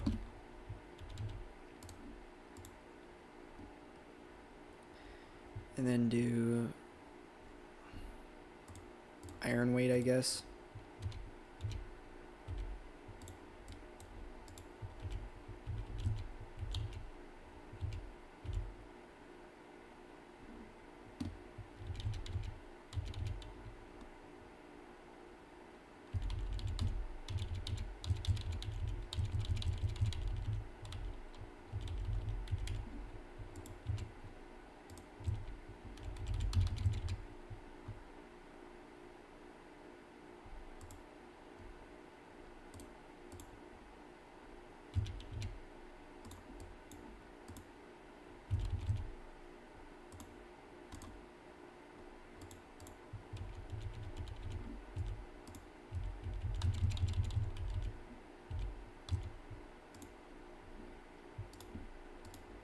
That's not gonna co-main, but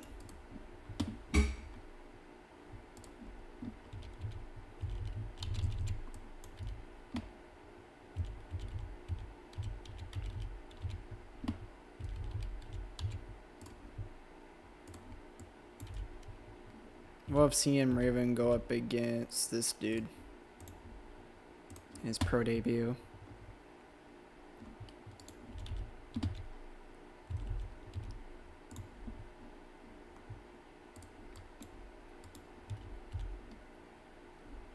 This might be our only way we can do something.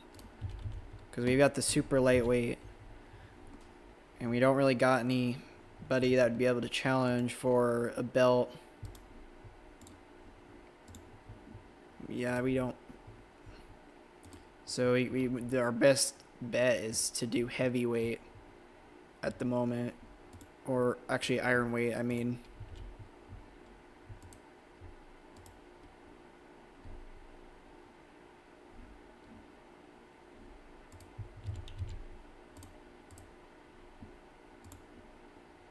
So Lucas Fernando and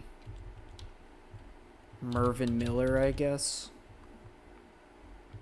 for the iron weight championship.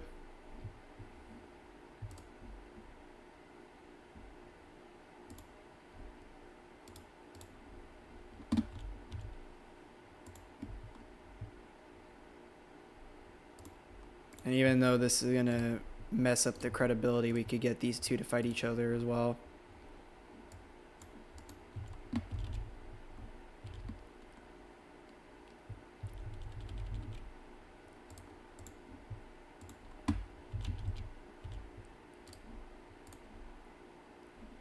This could be a heavyweight title matchup.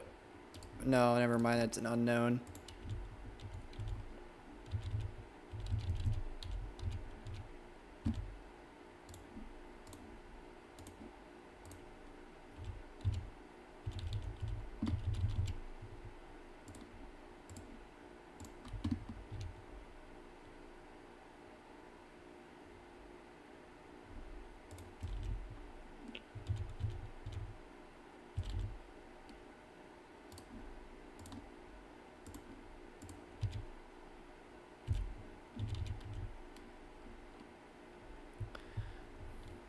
We could make this be a title fight for a different show, maybe.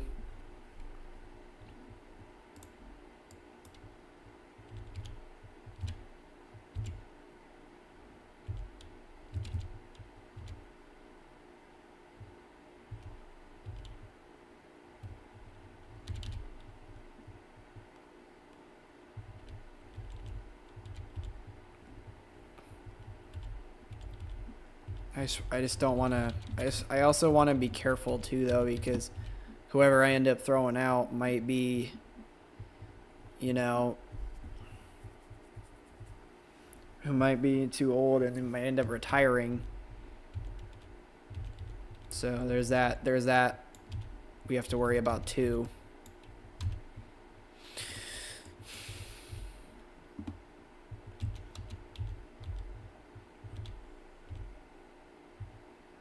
I guess Pam Sorensen for the Omega featherweight belt.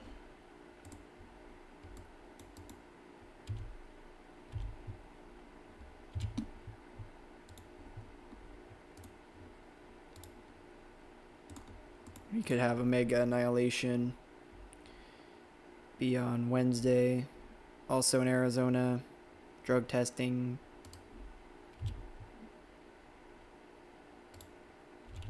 And move that to Annihilation.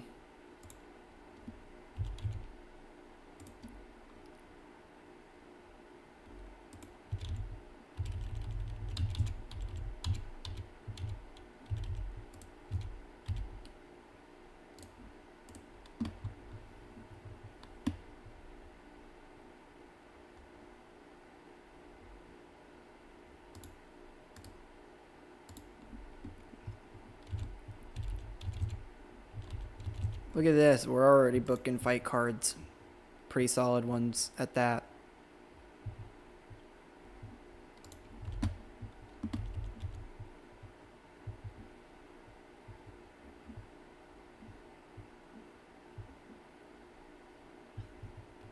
I think the next thing to go for here is the heavyweight belt. But the heavyweight division needs more that heavyweight division is in need of some help.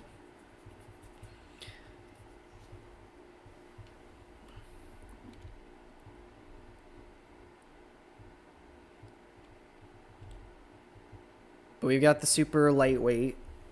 We've got the iron weight. Now we're just waiting for the heavyweights to step up. And on the women's side of things, we've got featherweight, super strawweight,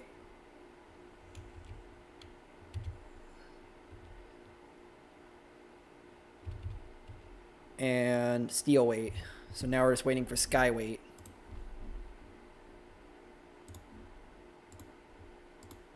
On the female side of things.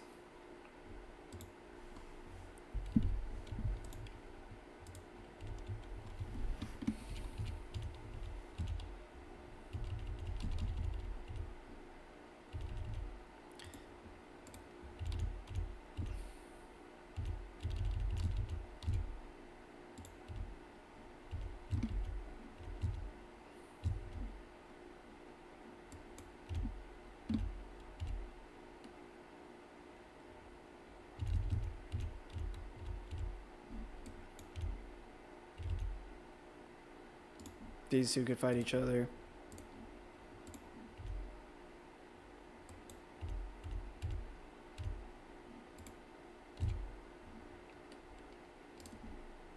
Josh Thomas and Adam Livingston.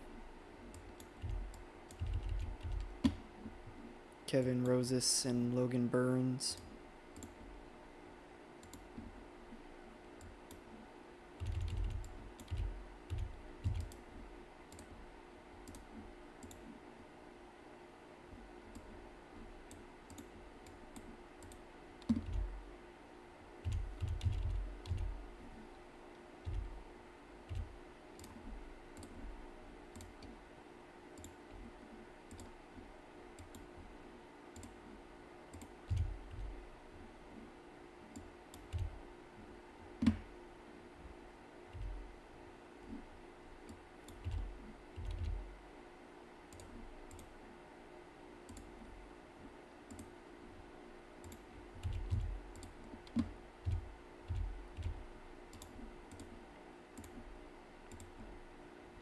Perfect. Get some skyweights on here as well.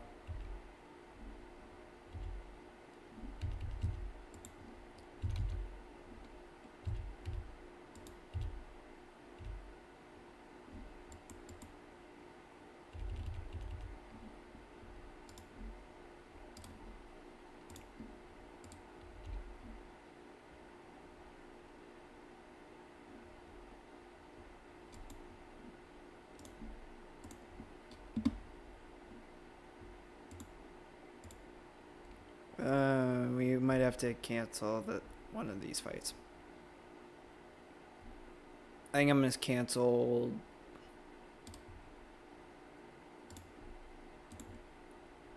I'm gonna cancel this one.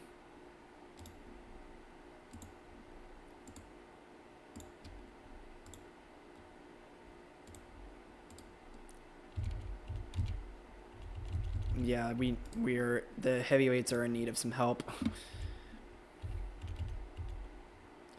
We gotta have Joel on here though.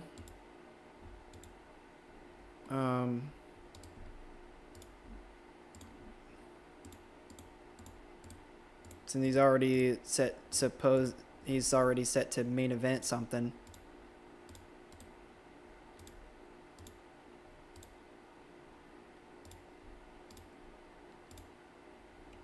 There we go.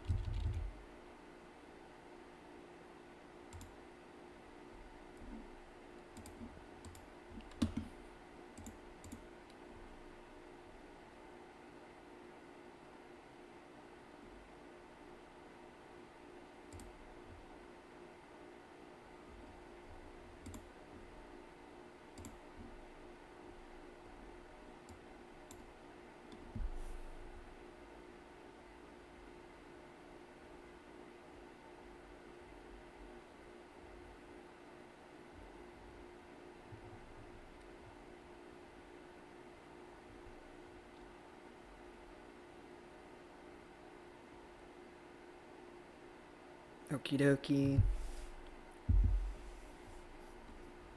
We've already got 3 different fight cards booked, and the third one being mostly booked. Now we just gotta wait for the heavyweights that we want to sign. But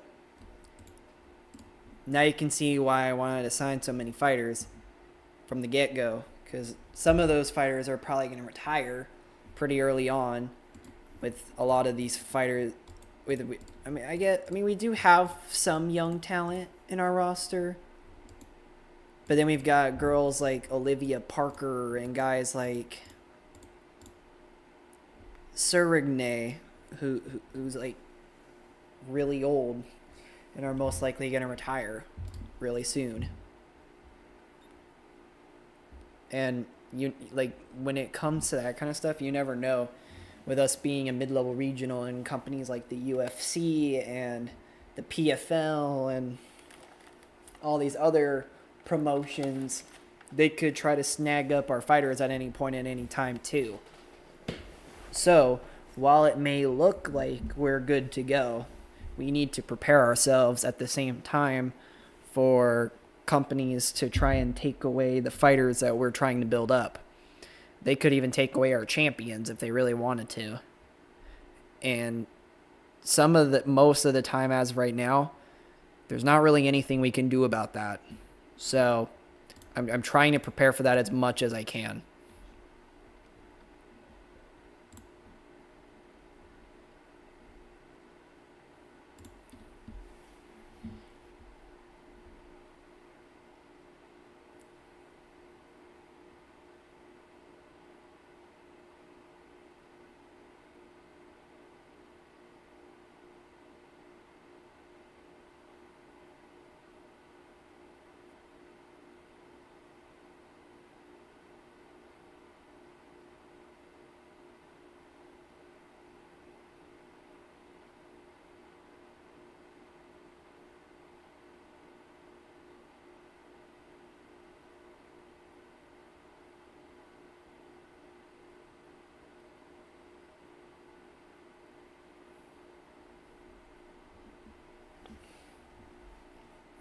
I do think I will end up eventually bringing in another weight class for the male side of things too. I just don't know what exactly I want to do just yet.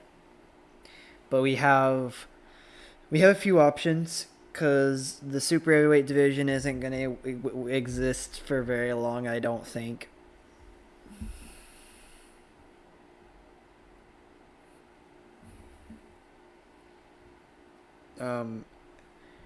We've already got the heavyweight division and we've got the ironweight division. And then we, of course, have super lightweight, which is featherweight and lightweight.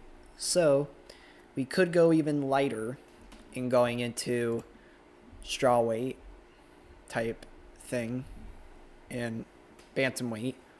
Or we could get into the middle where welterweight and middleweight is. We could do that too.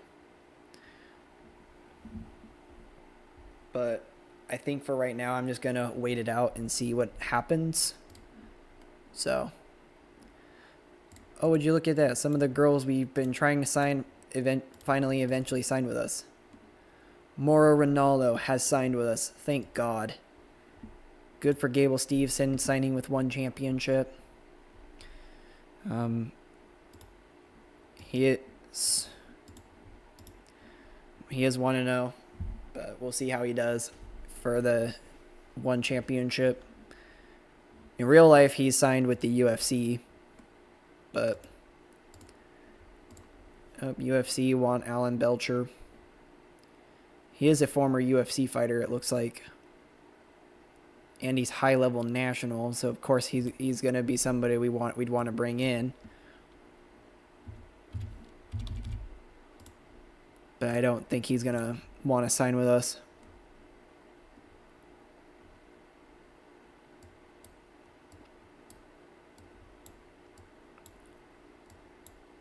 But I might be wrong. Yeah, he'd rather sign with the UFC. I don't... God damn it. He would have been a nice addition to the heavyweight division too, because we're in need of some people to bring into the heavyweight division.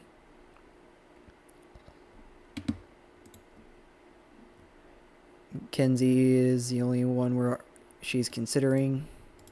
We're the only one Mackenzie's considering. Landon Taylor signed with the UFC. Che Liu is signed with the UFC.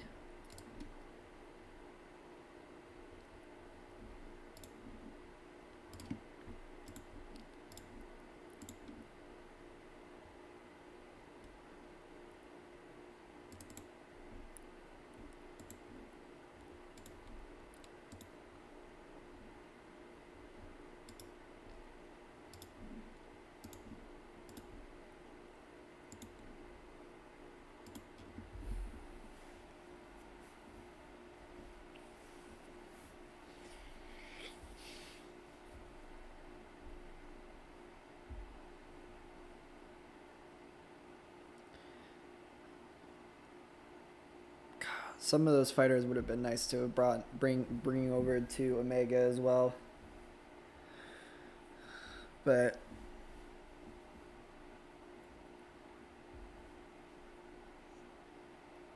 it's okay. We'll figure it out.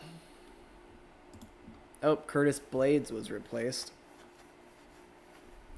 One as their first show now.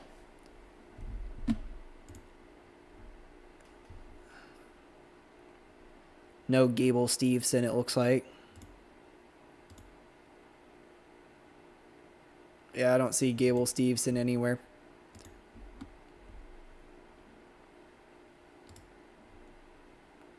Dana Garcia finally accepted.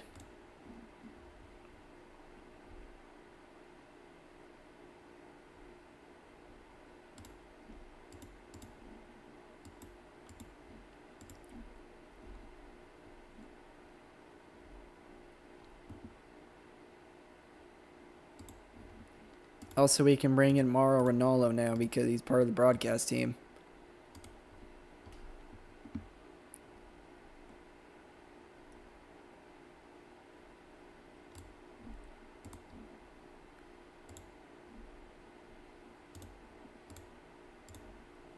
He is officially signed with us, so we can bring in Mauro Ranallo. Thank God.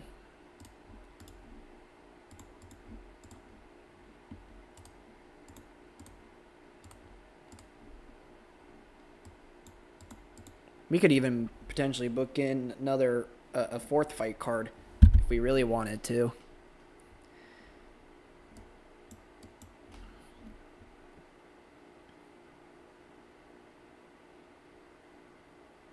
I think I'm going to wait for now, though, to book a fourth fight card.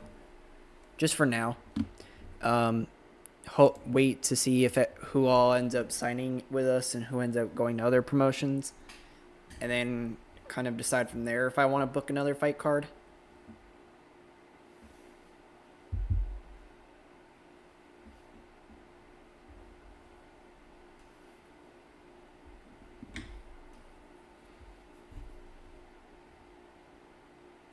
But I think we're in a good spot right now where we don't really need to book another fight card. Of course, I'm going to say that, and then I'm going to eat my own words. So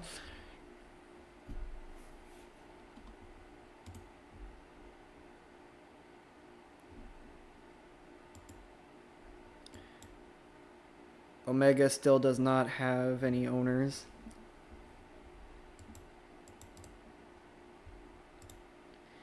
PFL have a new CEO.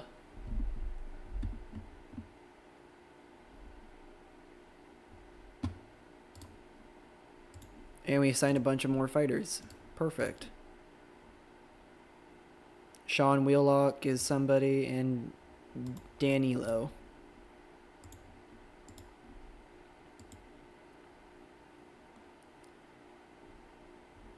Which also means we can bring in Sean Wheelock into the team. Perfect.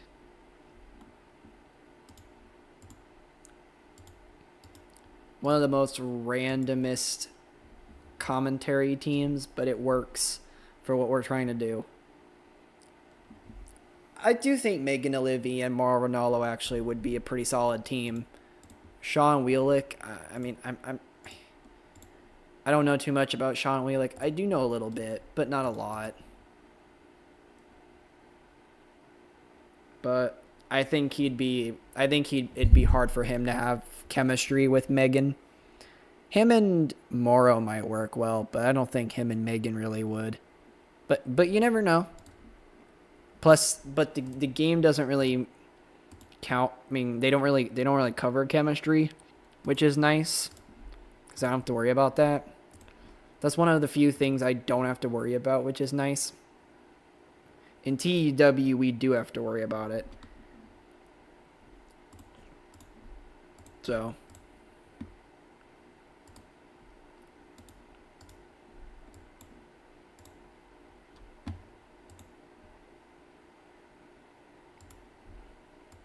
but yeah, no, now we're definitely good to go on that.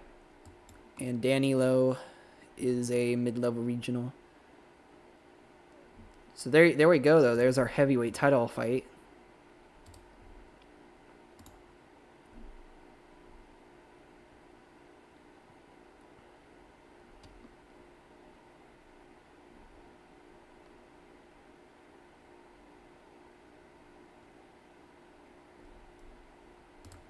That says great main event. A superb main event. So the betting lines is slightly there too, though. That'd be like a double main event type of deal.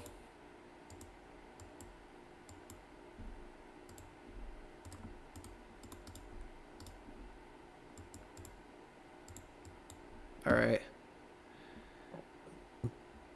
I don't think we'll be on Fight TV for very long. I don't plan on doing pay-per-view broadcasting very much. Especially since we'll be on YouTube and I have my own thing going on with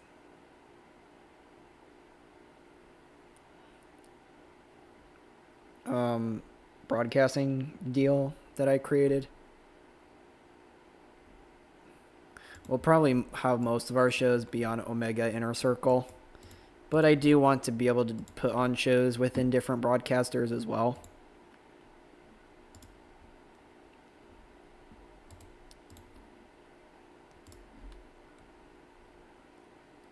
Like I might do something like Azteca Deportes. I might do something like DAZN.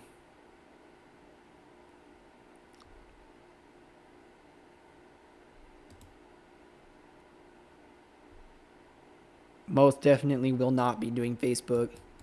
We might do something like Peak Pass as well.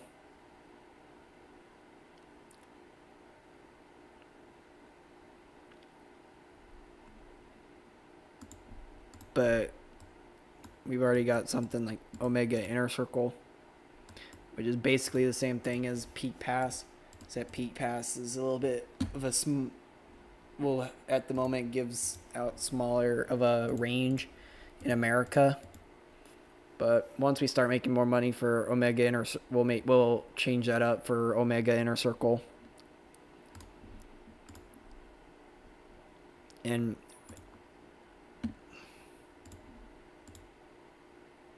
it'll be good. Just wait. UFC is just trying to sign as many people as they can. I swear to God, bro.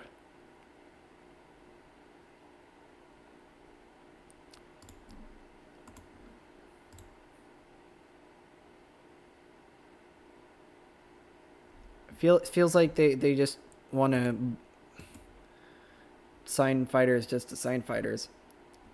I mean, they're the top promotion at the moment, so they can kind of just do whatever the hell they want anyways, but it feels like they'll sign some of the most shit fighters and just call that a day and try to be like, no, watch, this fighter's good, don't worry about it, and then they end up proving why they're shit. Like that's kind of how it ends up being in real life too at times.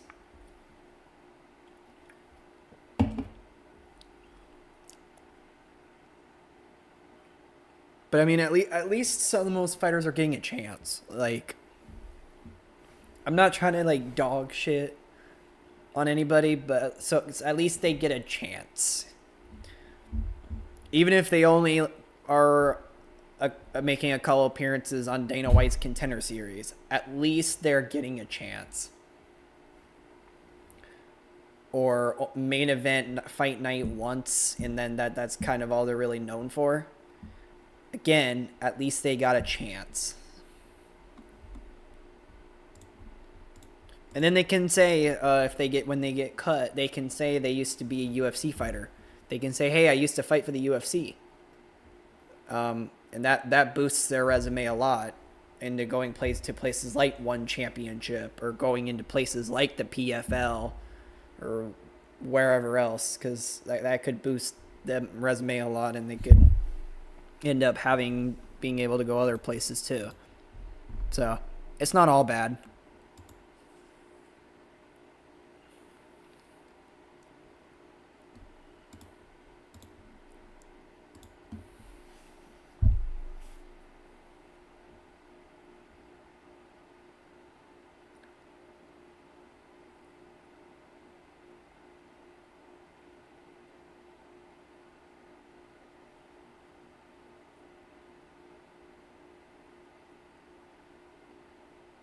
What are some of these team names, bro?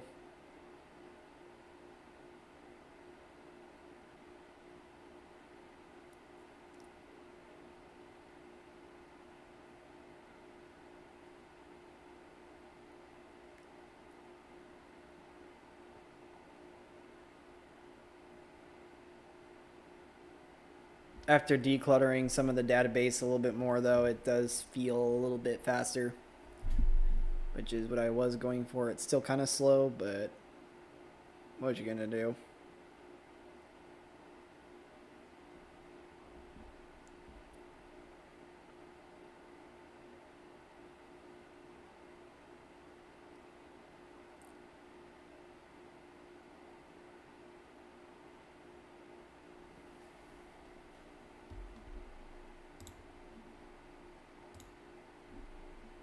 Quick accept. Nothing in the mail. Perfect.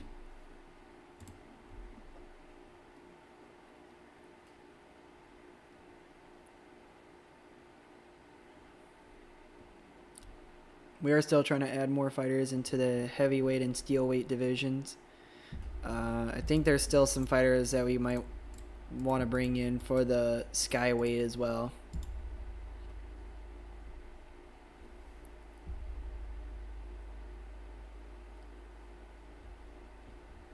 But we're definitely good on super strawweight. We're 100% good on super lightweight for now. And featherweight. The super heavyweight division's not really going to exist for very long, it looks like. Especially because there's not really any super heavyweights in general to begin with.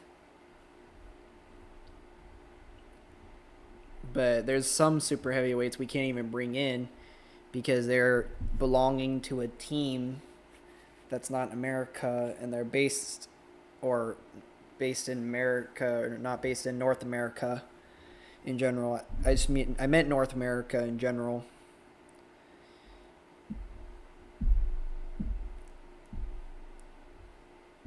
So there's only like 6 or like 8 super heavyweight fighters anyway. So there's not really a point.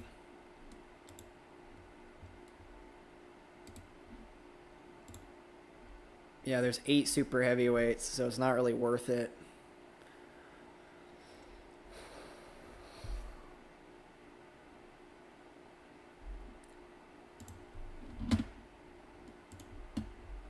Who are the 2 female light heavyweights and the 1 female light heavyweight and the 2 female heavyweights?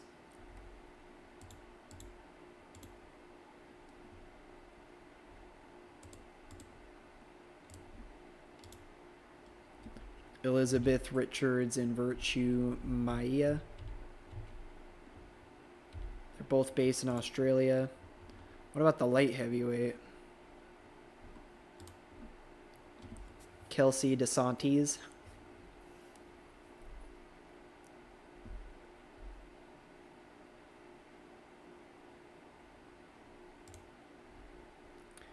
We could bring her in for like a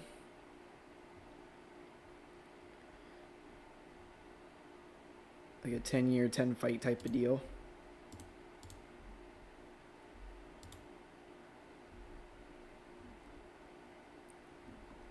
We don't have any female superweights on the database, do we? No, I didn't think so. Crazy that there's female heavyweights to begin with, even though they're both from Australia. What about middleweights? There's lightweights too, I think. And well, there's a welterweight as well. I know that.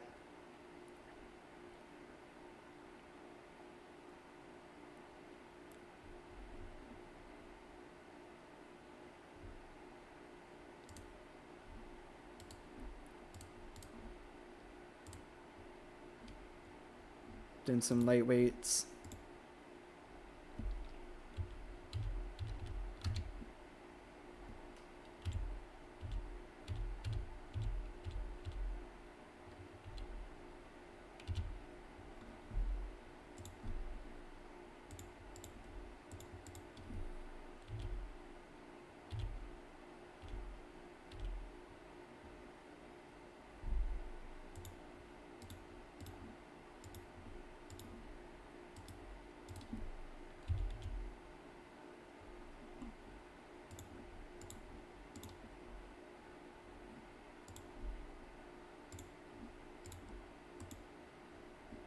How many male atomweights are there? I think it said it was like 7.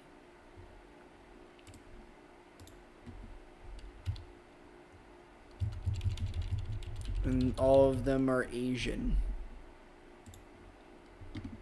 Strawweight? Oh, there's a decent amount of strawweights. That's a little surprising, actually.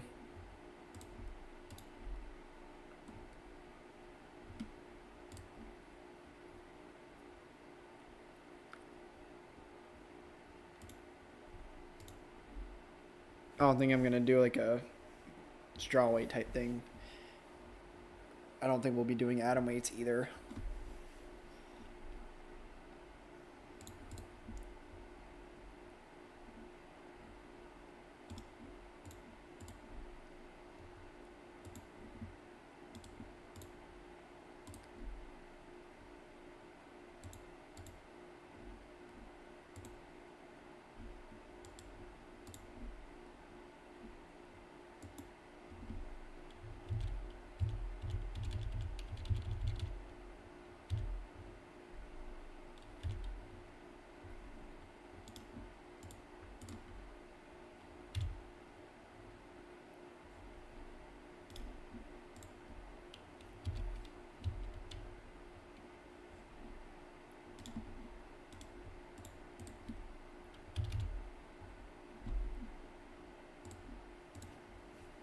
There we go.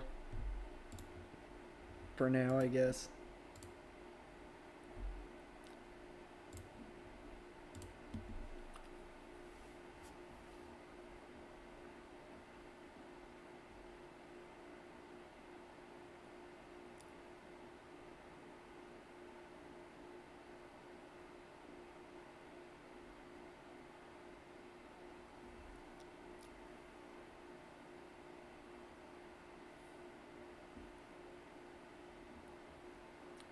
Just so you guys know, I do plan on, once the dev journal starts popping around, I'll start making videos based off of what comes up for the dev journals.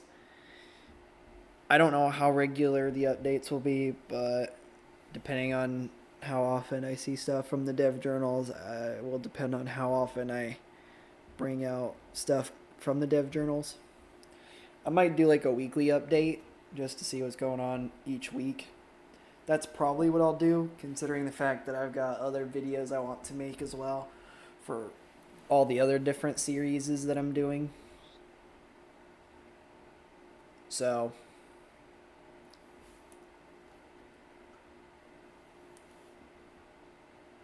But that's a little bit of an update there as well, by the way. Omega has a new owner, and it is Shannon Knapp, who has become the new owner of Omega.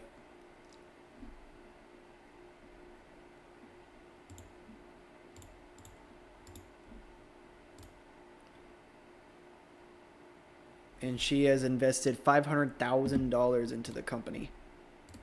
Alan Belcher has gone to UFC, it looks like. Bunch of new fighters.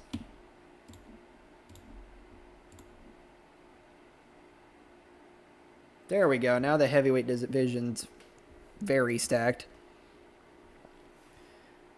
We still need some more skyweights. We might add in some more iron weights too.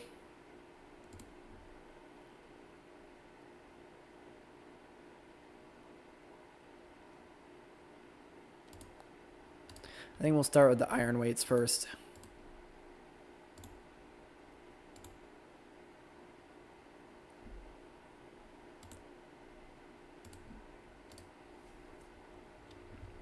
Caio Machado.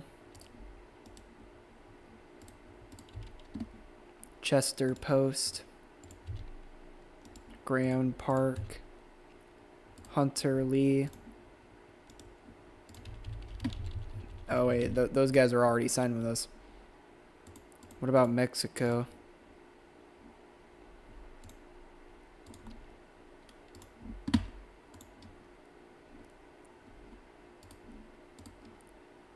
America?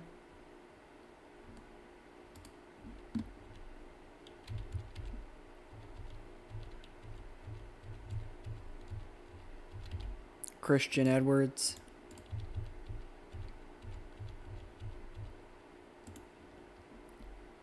Hopefully people that aren't incredibly old.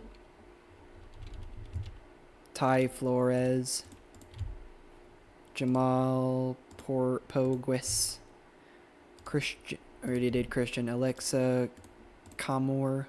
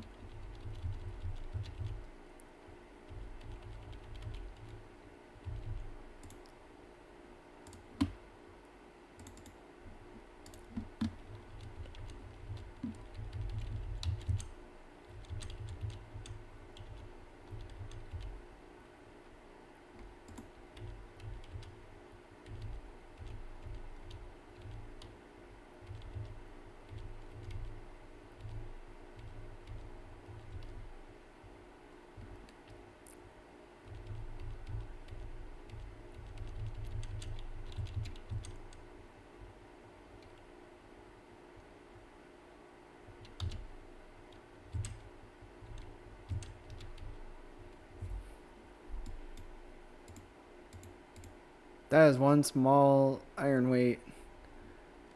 But it's funny, so let's bring him in.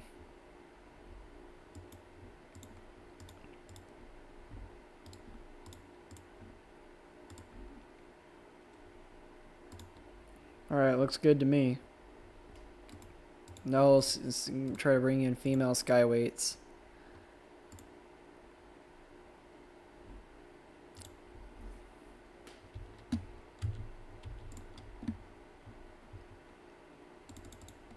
Based in Mexico. Flor Chavez. Nicole Giraldo. Yasmin Nayera. And Canada.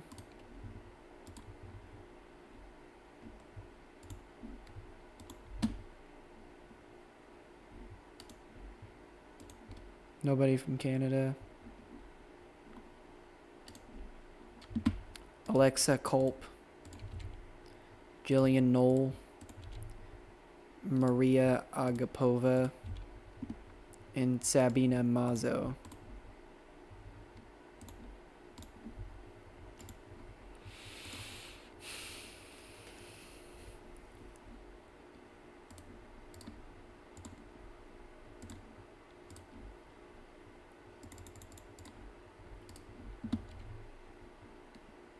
Aline Pereira,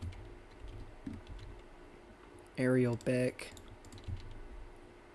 Caitlin Salmons, Cheyenne Bowers, Emily Whitmire, Hannah Goldie, Christina Williams, Lauren Mueller, Natalia Speak, Rachel Ostovich, Rain Guerrero, Shannon Clark, Stephanie Giltmatcher, Tyler Schaefer, Victoria Leonardo,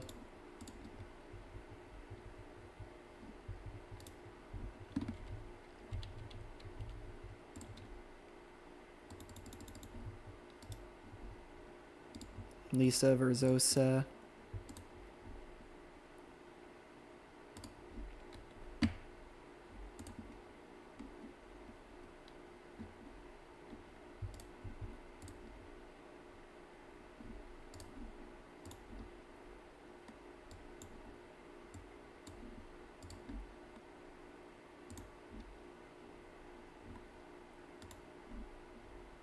Maria Dukic,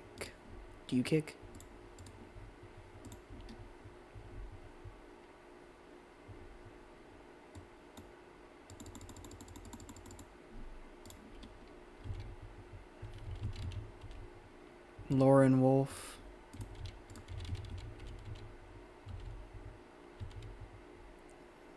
Sarah Klegska, Shanna Young,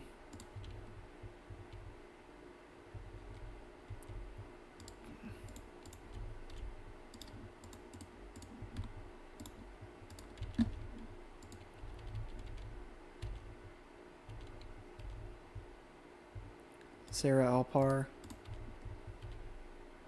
Maya Stewart, Aaron Harp, B. Malecki,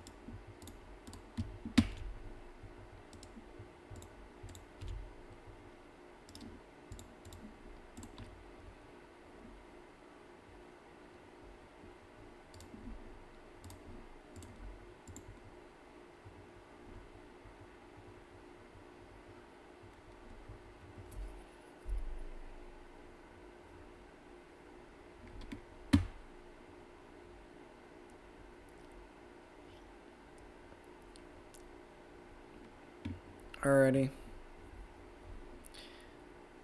Looks good to me. Also in popularity, we've got mid-level regional in Mexico, but that's about it. Because originally Omega was a Mexican promotion, and I just forgot to change it. But honestly, that makes this a little bit more interesting. So at the same time, I'm glad I didn't change it.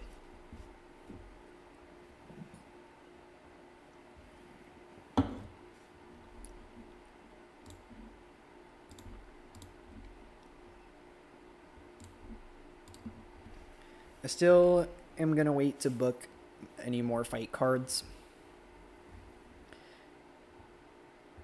But now that I'm still trying to sign more fighters, I think we're in a good spot. I think I might just have to be okay with signing some of the older fighters too, though. and just not necessarily putting those fighters into title fights just yet.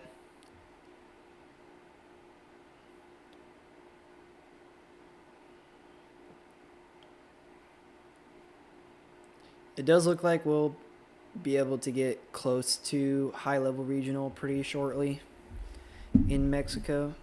So once we do that, we'll be able to sign. Once we do that, we'll be able to sign people into exclusive contracts, which will be nice. But as of right now, we can't really do that, which is okay, but just makes things a little bit more difficult. It makes things a little bit more uneasy on how we want our fighters to go about different things.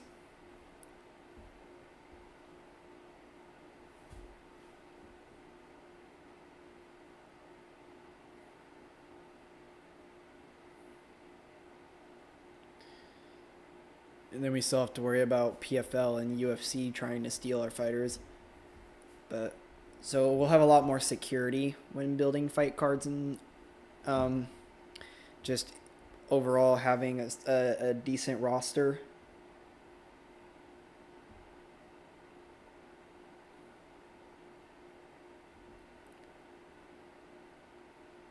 But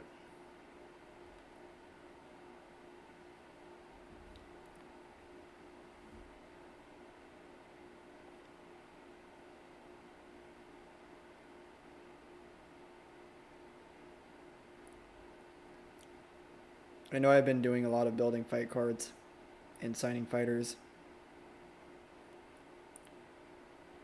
I promise you we will get to at least the first show.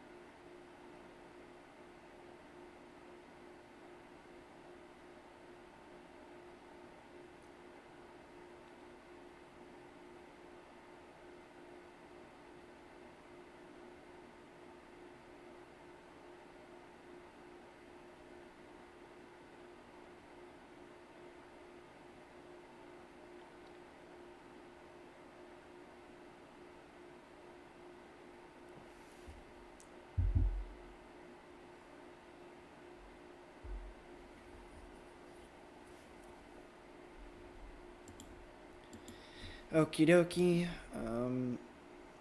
More signings.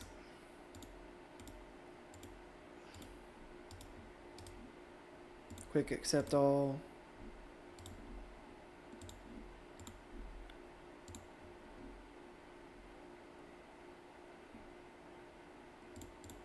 AJ Matthews is a middleweight. So why did I sign AJ?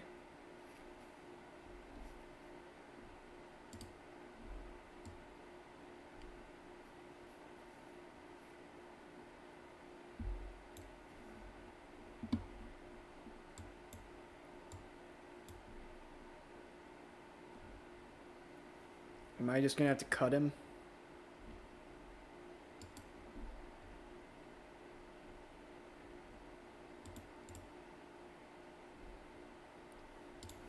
I know why I signed Josette and Kelsey.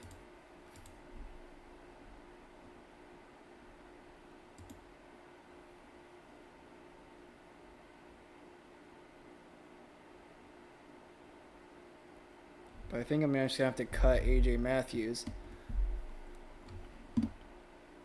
I mean, I might keep him because I'm not sure if I want to do like a middleweight division or a welterweight or something like that.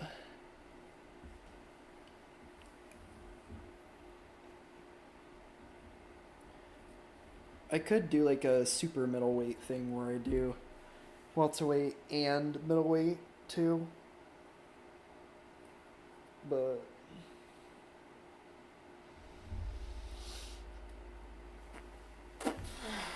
I don't know.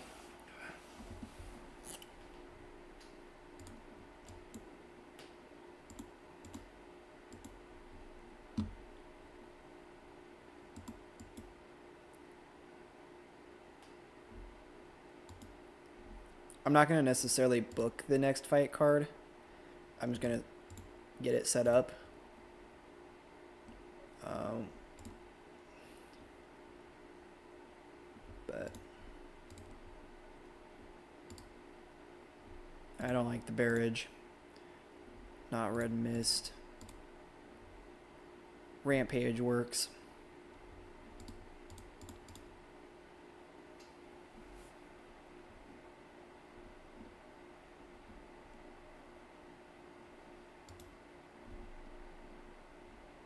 Okay, I lied a little bit. I do want to do a little bit of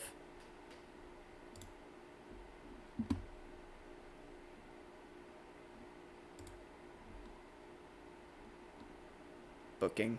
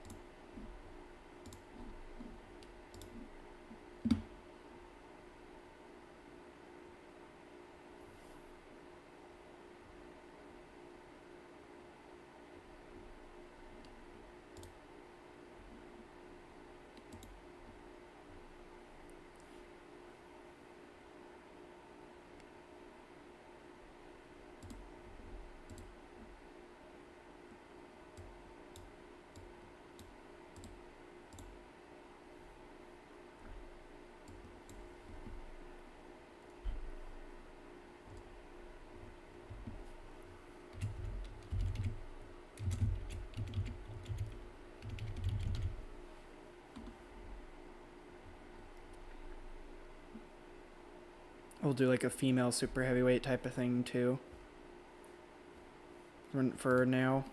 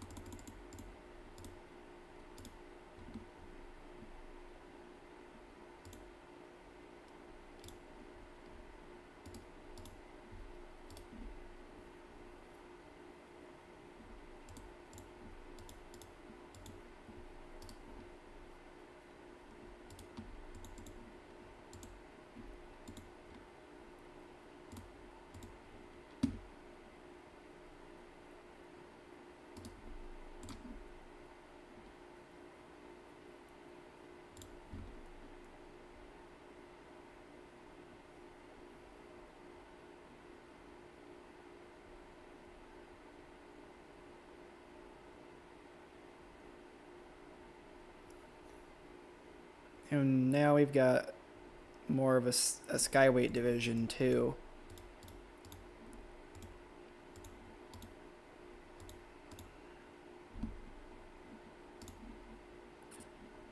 So we can book a title fight for the skyweight division, hopefully.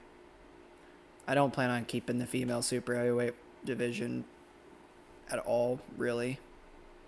I just mostly did it so I could book that super fight type deal.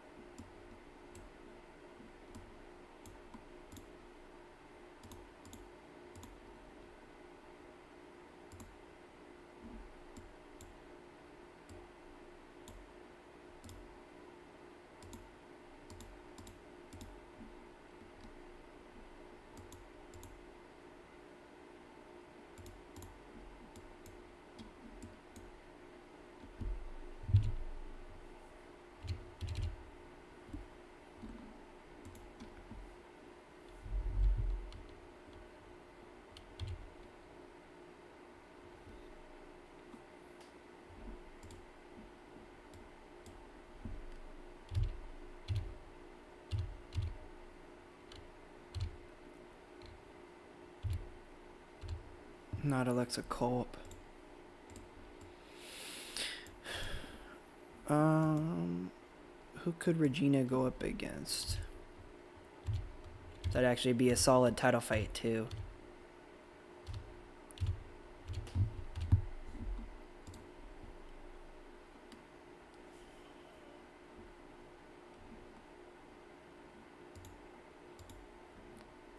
Crap. I'm not fighting anything. Anybody, any fighters that actually be a decent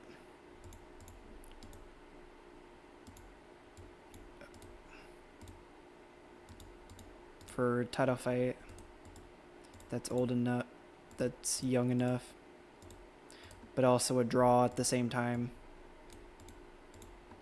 Jeez, she's the least popular. I need to change that. I need to get that out of here then.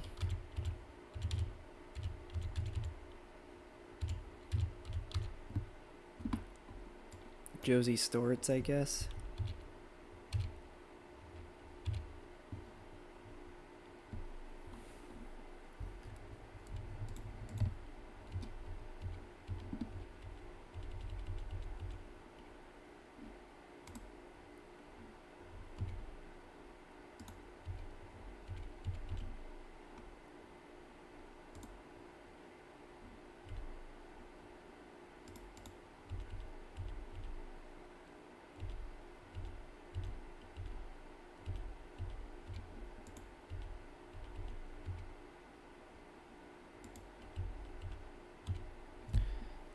This might be what we have to do for the skyweight belt.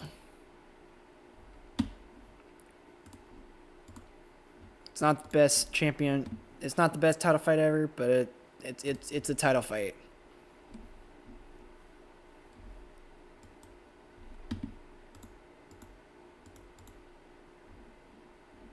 That's really all we can go with right now is it being a title fight.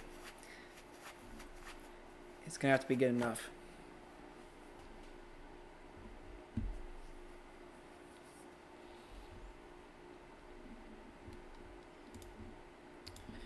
All right, now let's get into the No Limits show.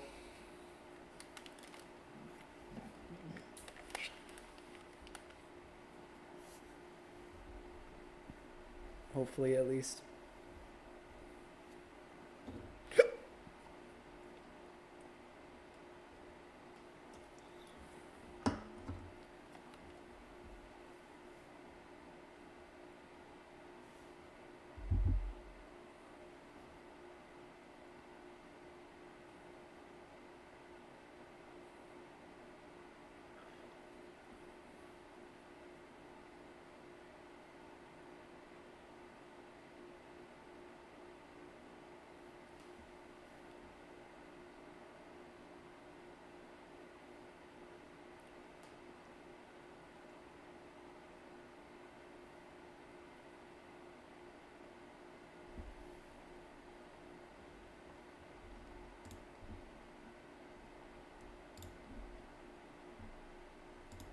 Fighters joining teams.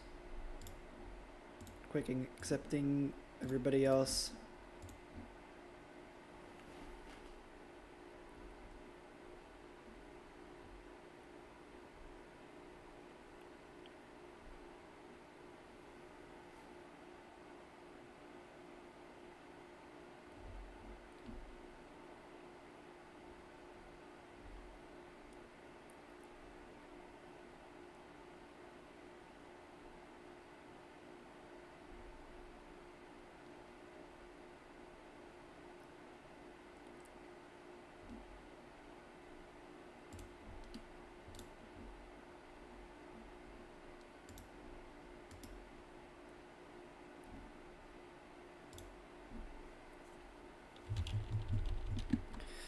Stephanie.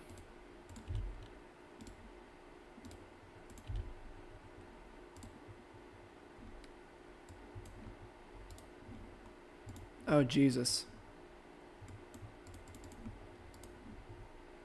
Just Alicia, I guess.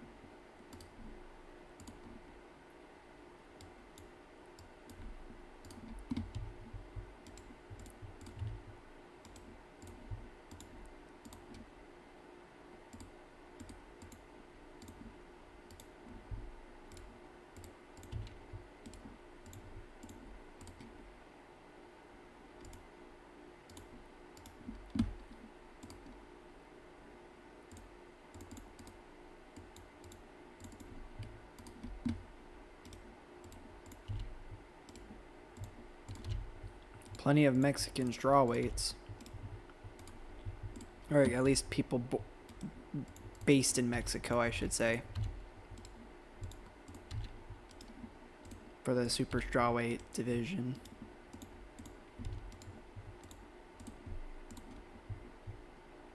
Canade.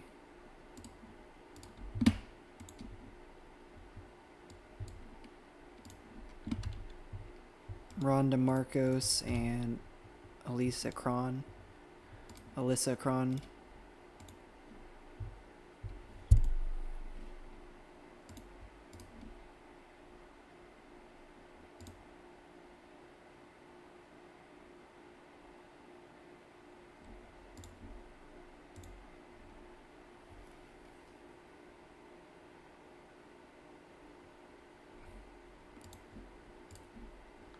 There. I'll have to once we get the female super heavyweight fight going on, I'll have to remember to get rid of the female super heavyweight division, and I do want to keep the male super heavyweight division, but I know I'm probably not gonna keep it for that division for very long.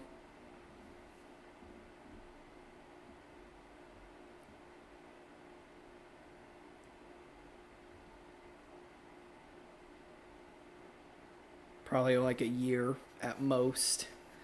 So that's why I've been saying I want to do another weight class for the male, for the men.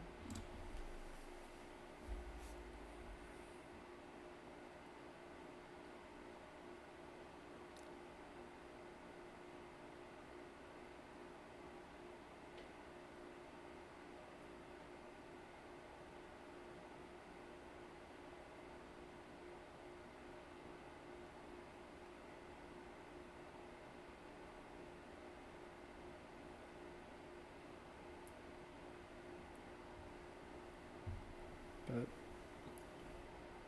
we got 4 fight cards. Well, 3 fight cards.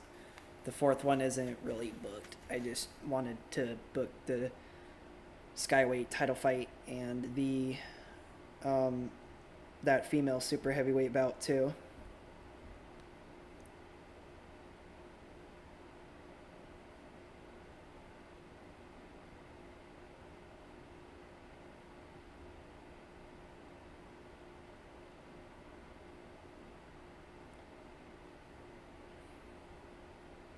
whatever weight class I decide on the male side, we'll have that be a title fight to co-main event probably.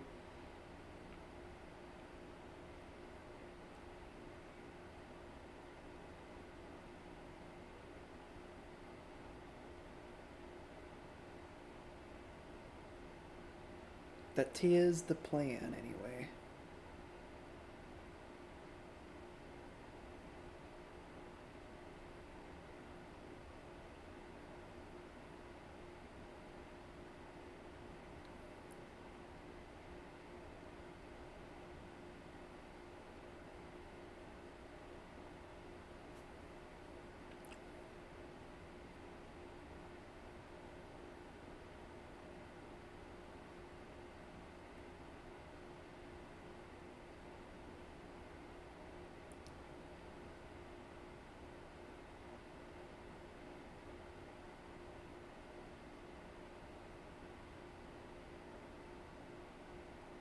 You guys thought I was done signing fighters?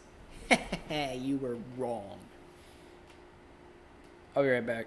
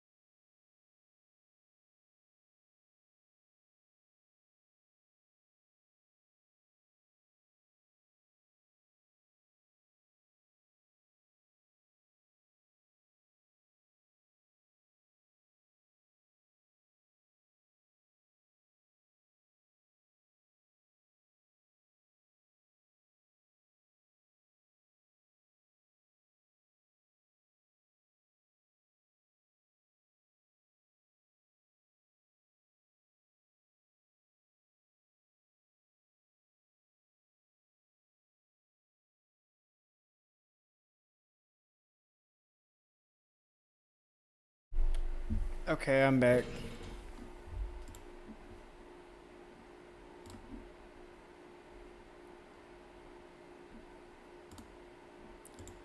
PFL is trying to sign Ronda Marcos. Why is everybody signing the fighters I'm... Why is everybody targeting the fighters I want to sign? 10,000. There we go. Kenya Enriquez.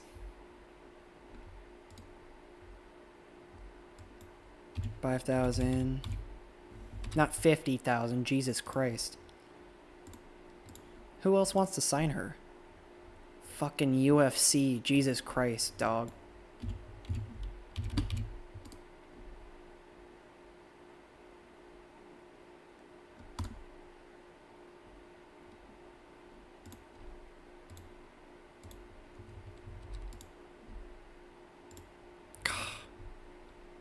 How much do I have to give you, girl?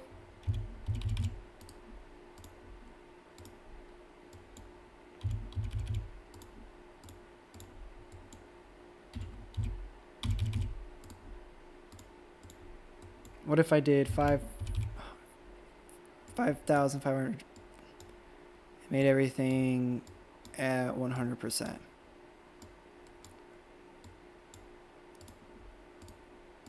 Still not enough. 6,500.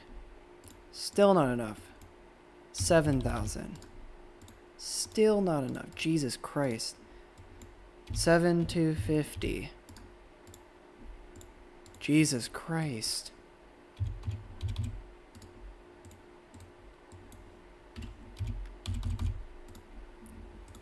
10,000 is what I have to do.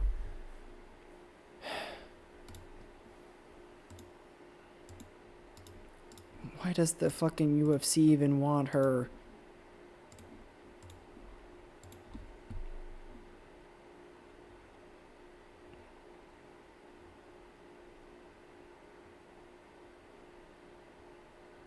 That's my goddamn question.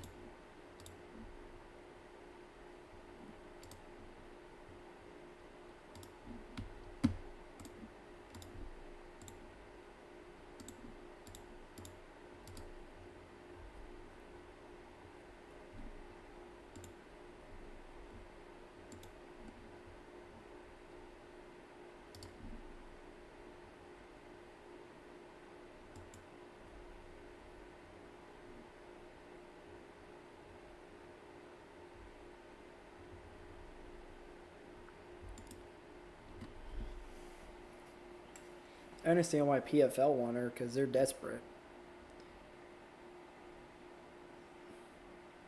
But why the fucking UFC?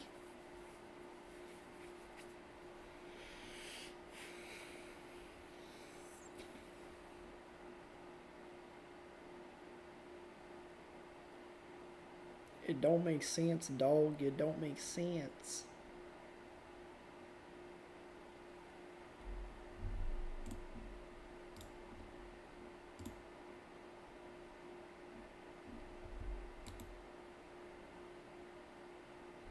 Bro.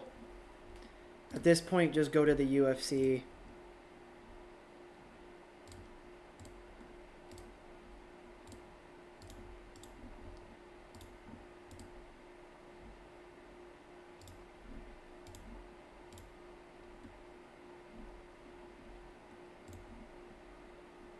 We don't even need that. We don't need that girl. She can go to the UFC. I don't even care.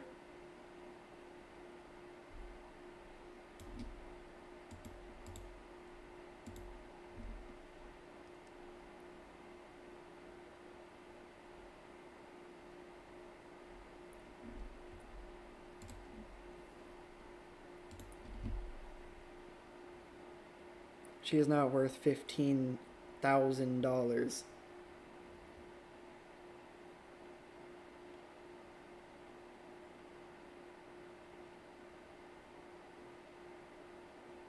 With all of the fucking bonuses. The 100% bonuses on everything.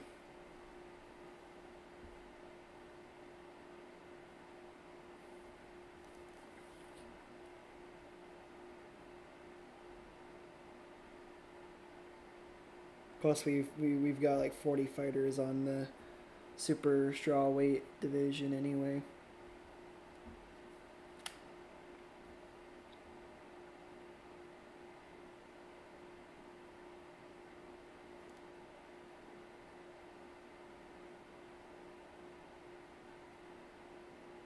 Which that'll probably change real quick.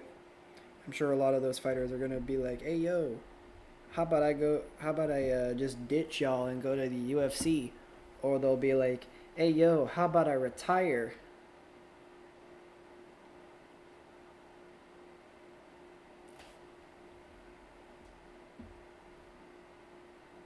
So well, I guess what I'm trying to say is that'll probably change pretty quickly.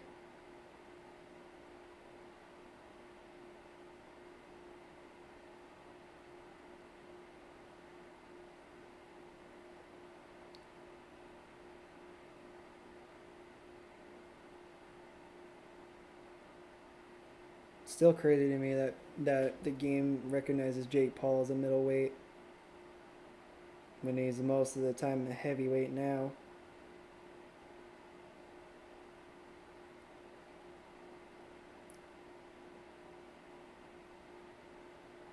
I know at one point he was a middleweight though, so it's not. I guess that's not that weird.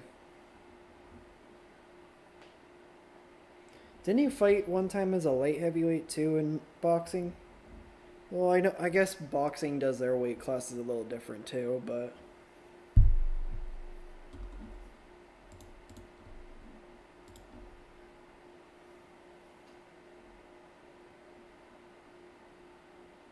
he fought as a super middleweight, I believe, at one point, and then I think he also went as a light heavyweight too.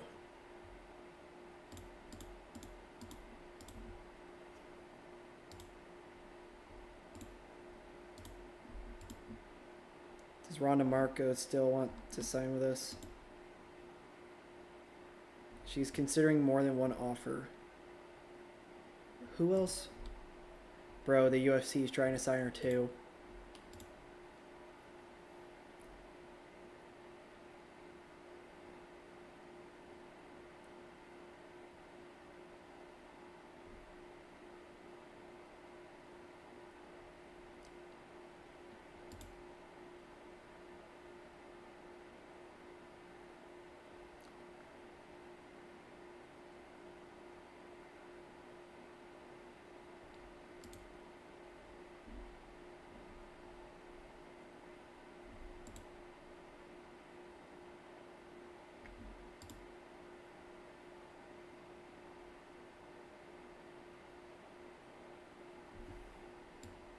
What if I go 100% on everything?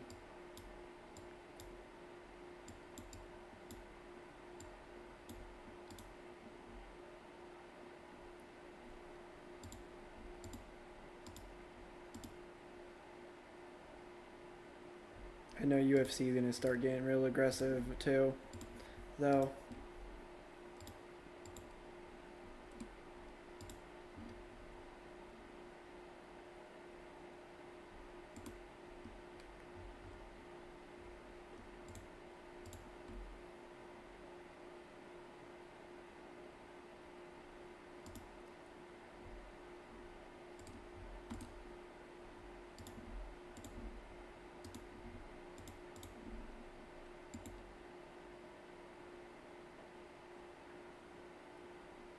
Well, we've got Omega No Limits going on, and PFL's first show took place. Jake Paul lost. Damn. Francis Ngannou took the win as well.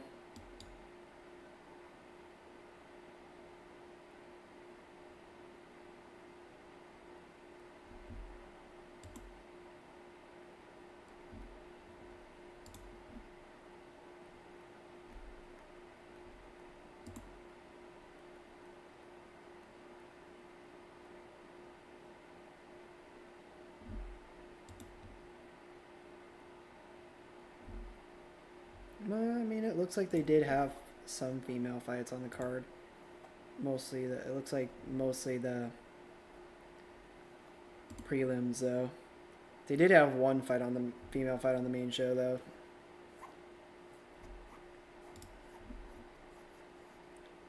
Oh, Amanda Serrano.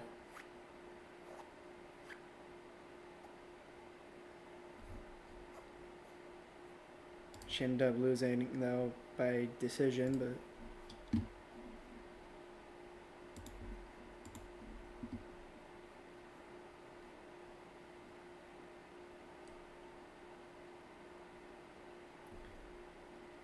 let's get into it now though.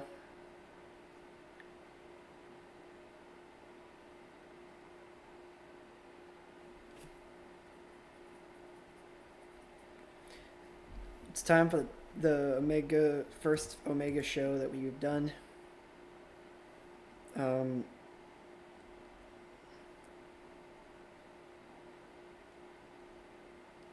So let's get into it. It's time for Omega No Limits being held in Arizona,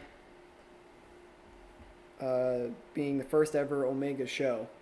We're due to have 10 main fights and no preliminaries. Main eventing is Callum Connor against Lucas Brennan for the Omega Super Lightweight Championship. And then the co-main event is Leslie Hernandez and Taylor Starling for the Omega Super Strawweight Championship.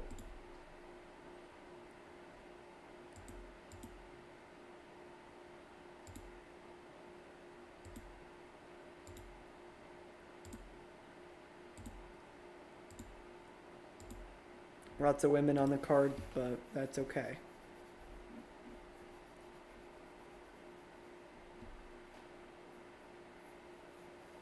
Natalie Schlesinger goes head to head with Karen Martinez. Jason Herzog is our referee. Here are the judges. And here we go with no touch of gloves.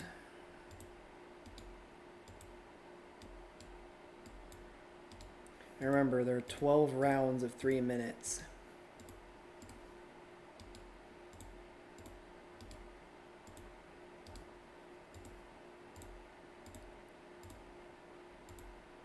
That puts us at the second round now.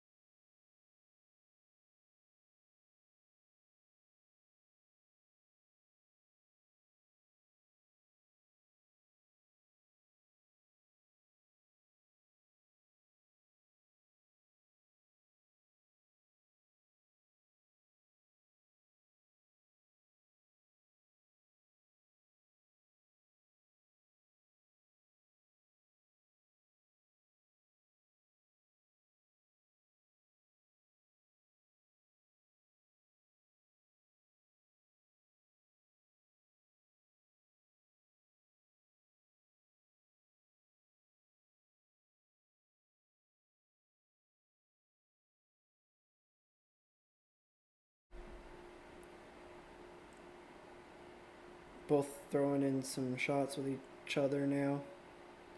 Oh shit. Landing a big shot there.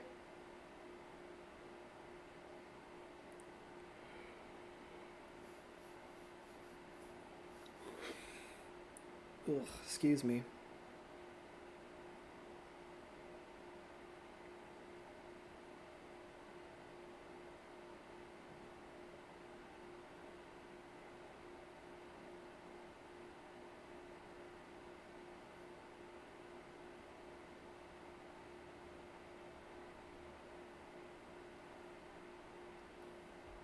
Low key, I might lower the number of rounds just a little bit, but still keep it similar to how the company wants it to be.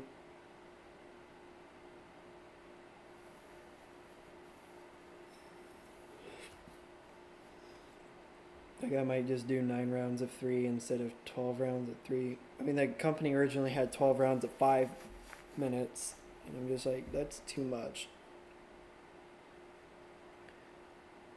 So I changed it to 12 rounds of 3, but I might make it 9 rounds of 3 instead.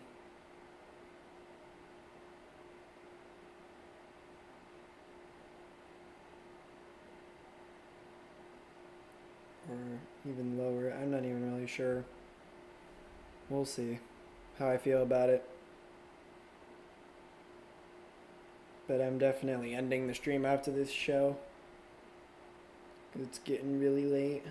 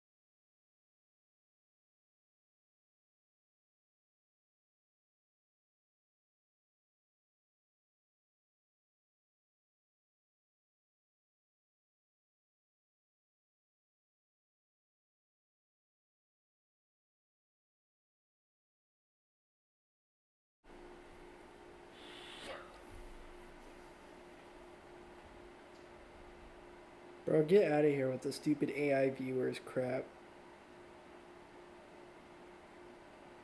I'm not buying viewers.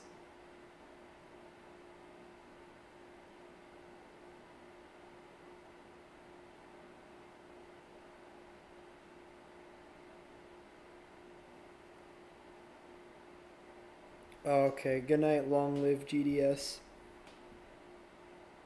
Thanks for watching me on Twitch.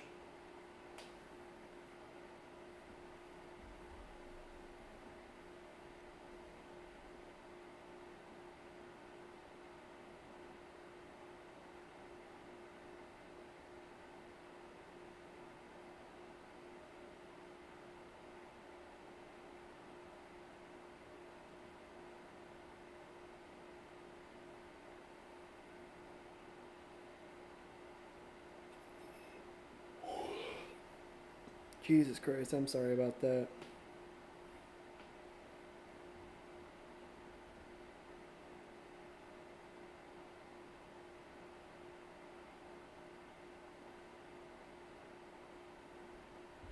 I'm just gonna skip this fight. It's getting boring. They go into a split draw. Fight was rated as average. Zarina Turi squares off with Forrest Molinari. Herb Dean is the referee. Here are the judges. Both of these two are from Phoenix. And this was also a split draw. The fight was rated as poor. Daniela Hernandez goes head-to-head with Amber Terrell. Herb Dean is the referee. Here are the judges. Oh, a TKO in 40 seconds. Jesus Christ, that was quick.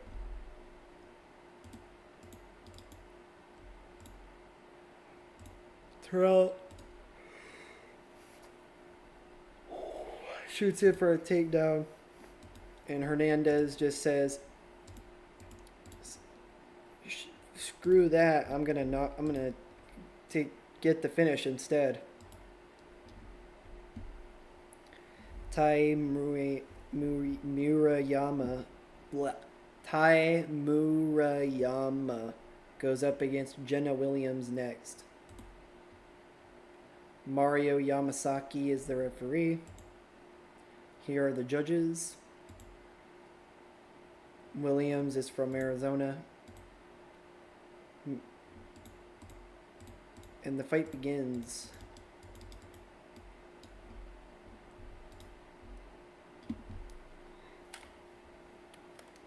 Oh, excuse me. And we do got Jenna Williams taking the win by submission triangle in 2 minutes and 24 seconds of the 6th round.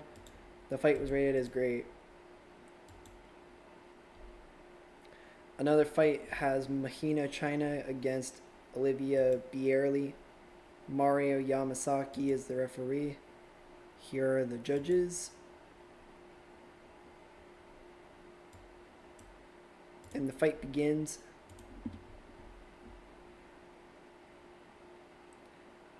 Mahina China is 2-0 undefeated. Olivia Bierly is 0-1, is 29. Is that what that says? 29. So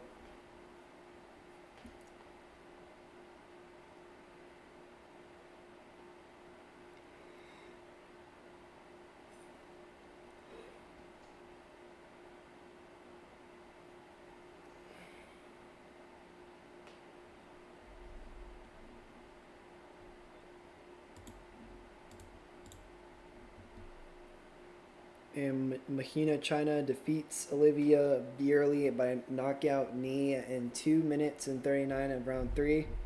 The fight was rated as good.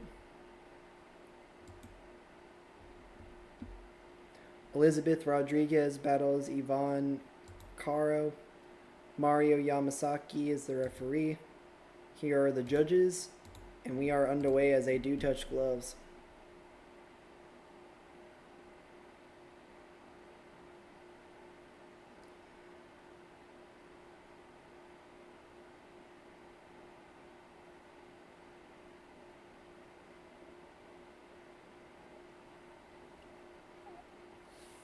And Elizabeth Rodriguez defeats Yvonne Caro by submission Kimura in 2 minutes and 1 second.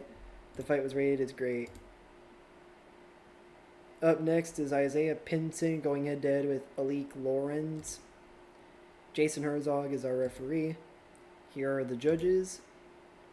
Pinson is a hometown favorite. And the fight begins as they don't touch gloves.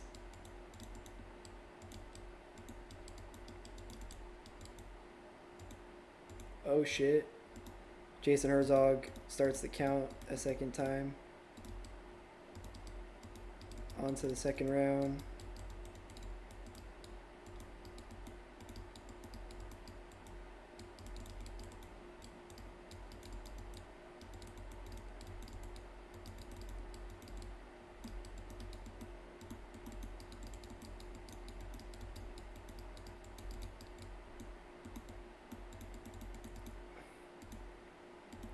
Herzog continues the count. Pinson regains his footing as we're now into round 6.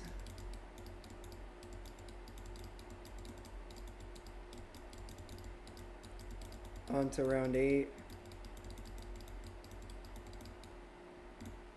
Oh! Alik Lorenz finally takes the win by knockout punch in 105 of round 9. The fight was rated as fantastic. So those two are getting a performance boost.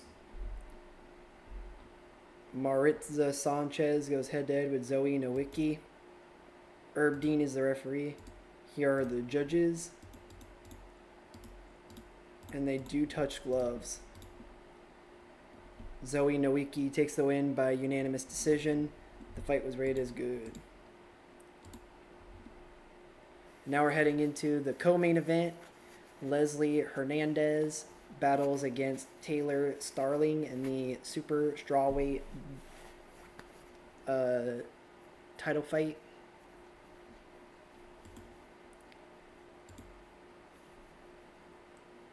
The referee is Jason Herzog. Glenn Trowbridge, Sal Diamato, and Charlie Keach are the judges. Hernandez, being in Arizona, gets a loud cheer as she enters. And the fight begins with a lack of usual touching of gloves to begin with.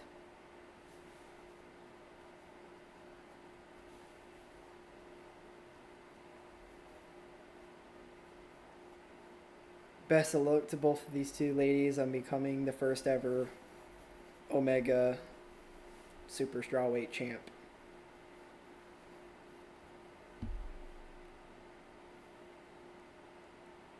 Oh, somebody got cut. Doesn't say who though. Oh wait, it was underneath the eye of Hernandez.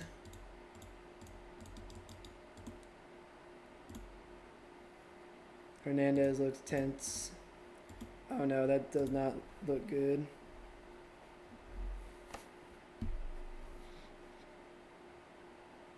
As we're going into round 2, the cut man goes to tend to the cut underneath Hernandez's eye. Oh, Hernandez got knocked down. 6, 7. Hernandez is back up. Okay, cool.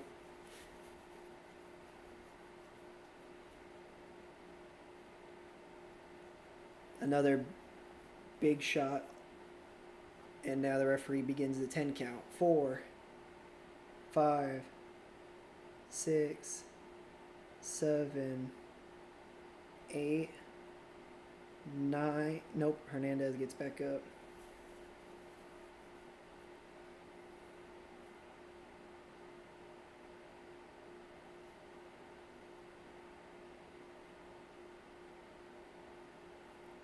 Oop. A third knockdown. 4, 5, 6, 7, 8. Hernandez gets back up. I gotta say though, Leslie Hernandez is fighting hard. Another one. 5, 6, 7, 8, 9. She still gets back up. This is crazy. So now we're going into round 3.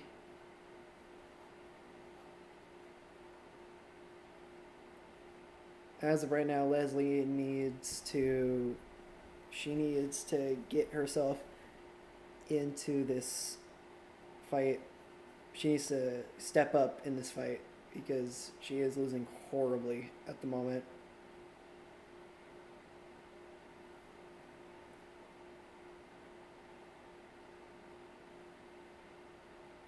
And the kill finally comes in. Taylor Starling becomes the first ever super strawweight champion over Leslie Hernandez by knockout punch in 1 minute and 30 seconds. The fight was rated as good. She warns that she is intending to have a very long reign. Yeah, we'll see about that, Starling. It's time for the main event of the evening now, though, with Callum Connor taking on Lucas Brennan in the Omega Super Lightweight division. And for the Super Lightweight Championship. Jason Herzog is refereeing once again. Sal Diamato, Charlie Keach, and Cardo Urso are the judges. And the fight begins as they do touch gloves. Brennan tries to go for a takedown, and he does so. Connor pulls guard.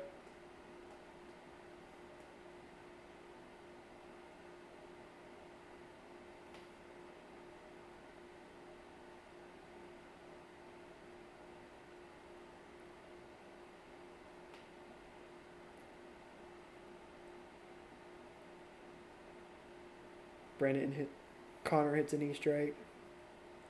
Time runs out. The fans are enjoying this. That's good.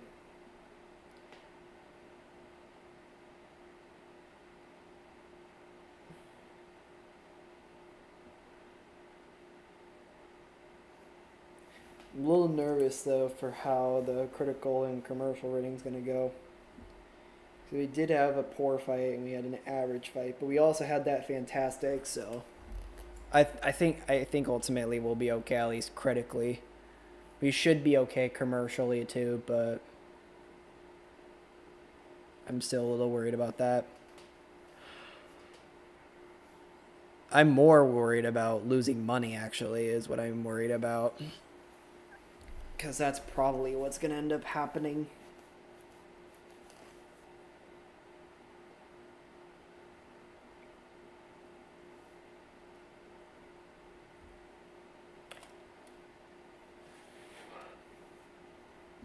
Another takedown,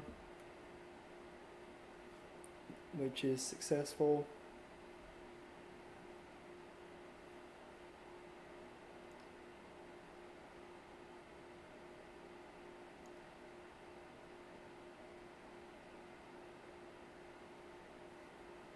Okay, now we're going into round 4. Brendan shoots in for a takedown. It's completed. Ground and pound, not really successful.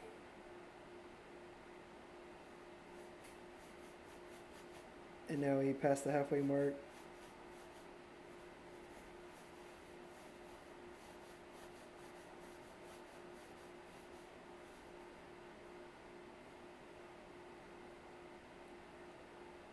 And now we're heading into round 5.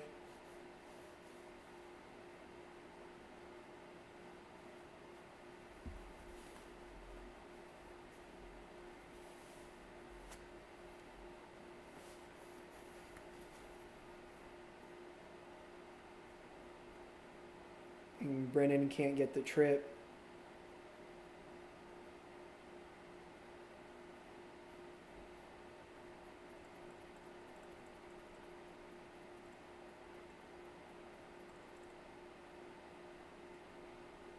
The referee separates them both.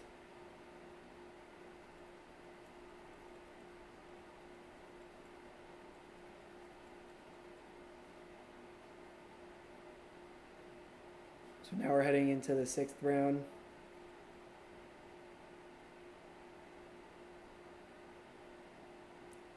Brennan with a takedown attempt unsuccessful.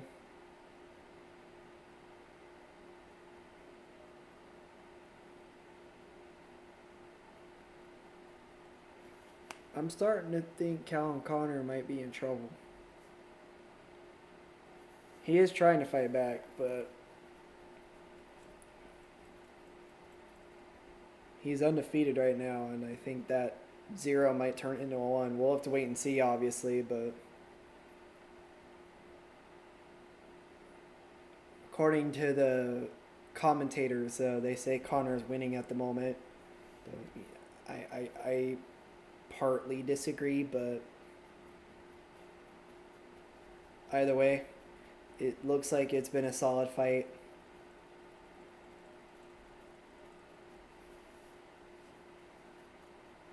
Oh.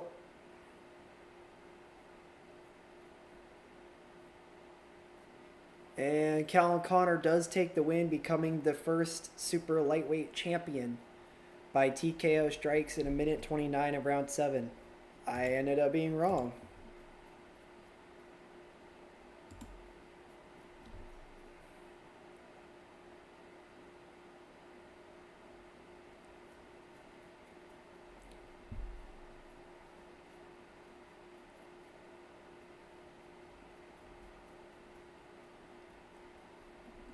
And it got a 76 in the critical rating. That's actually very solid. I don't know why I was worried about that, but and commercial rating did really solid too. We went right below low level national, so very solid show. Popularity increases everywhere. You love to see it.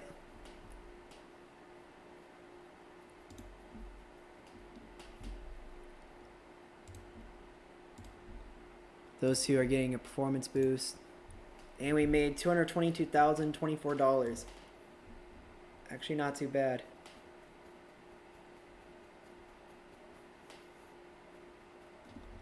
I'm a little surprised by that, honestly. But hopefully the rest of the shows will do good like that. We'll probably end up actually gaining more money now that we actually have popularity everywhere in the world now.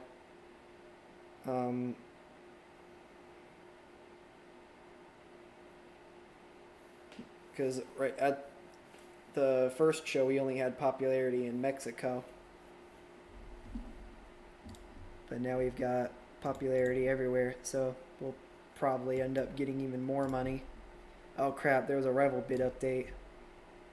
Oh yeah, it's probably just on Ronda Marcos, but I don't really care if UFC signs her, because they probably will.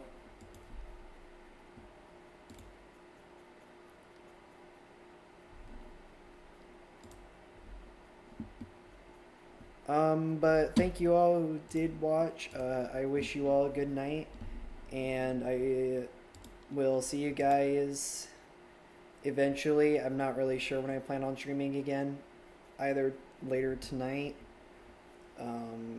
maybe in a couple of days, but I'm not really sure when I plan on live streaming. The next stream will be, though, this small little mini series that I'm doing. That will 100% be what the next stream will be. But I'll see you guys next time. Peace.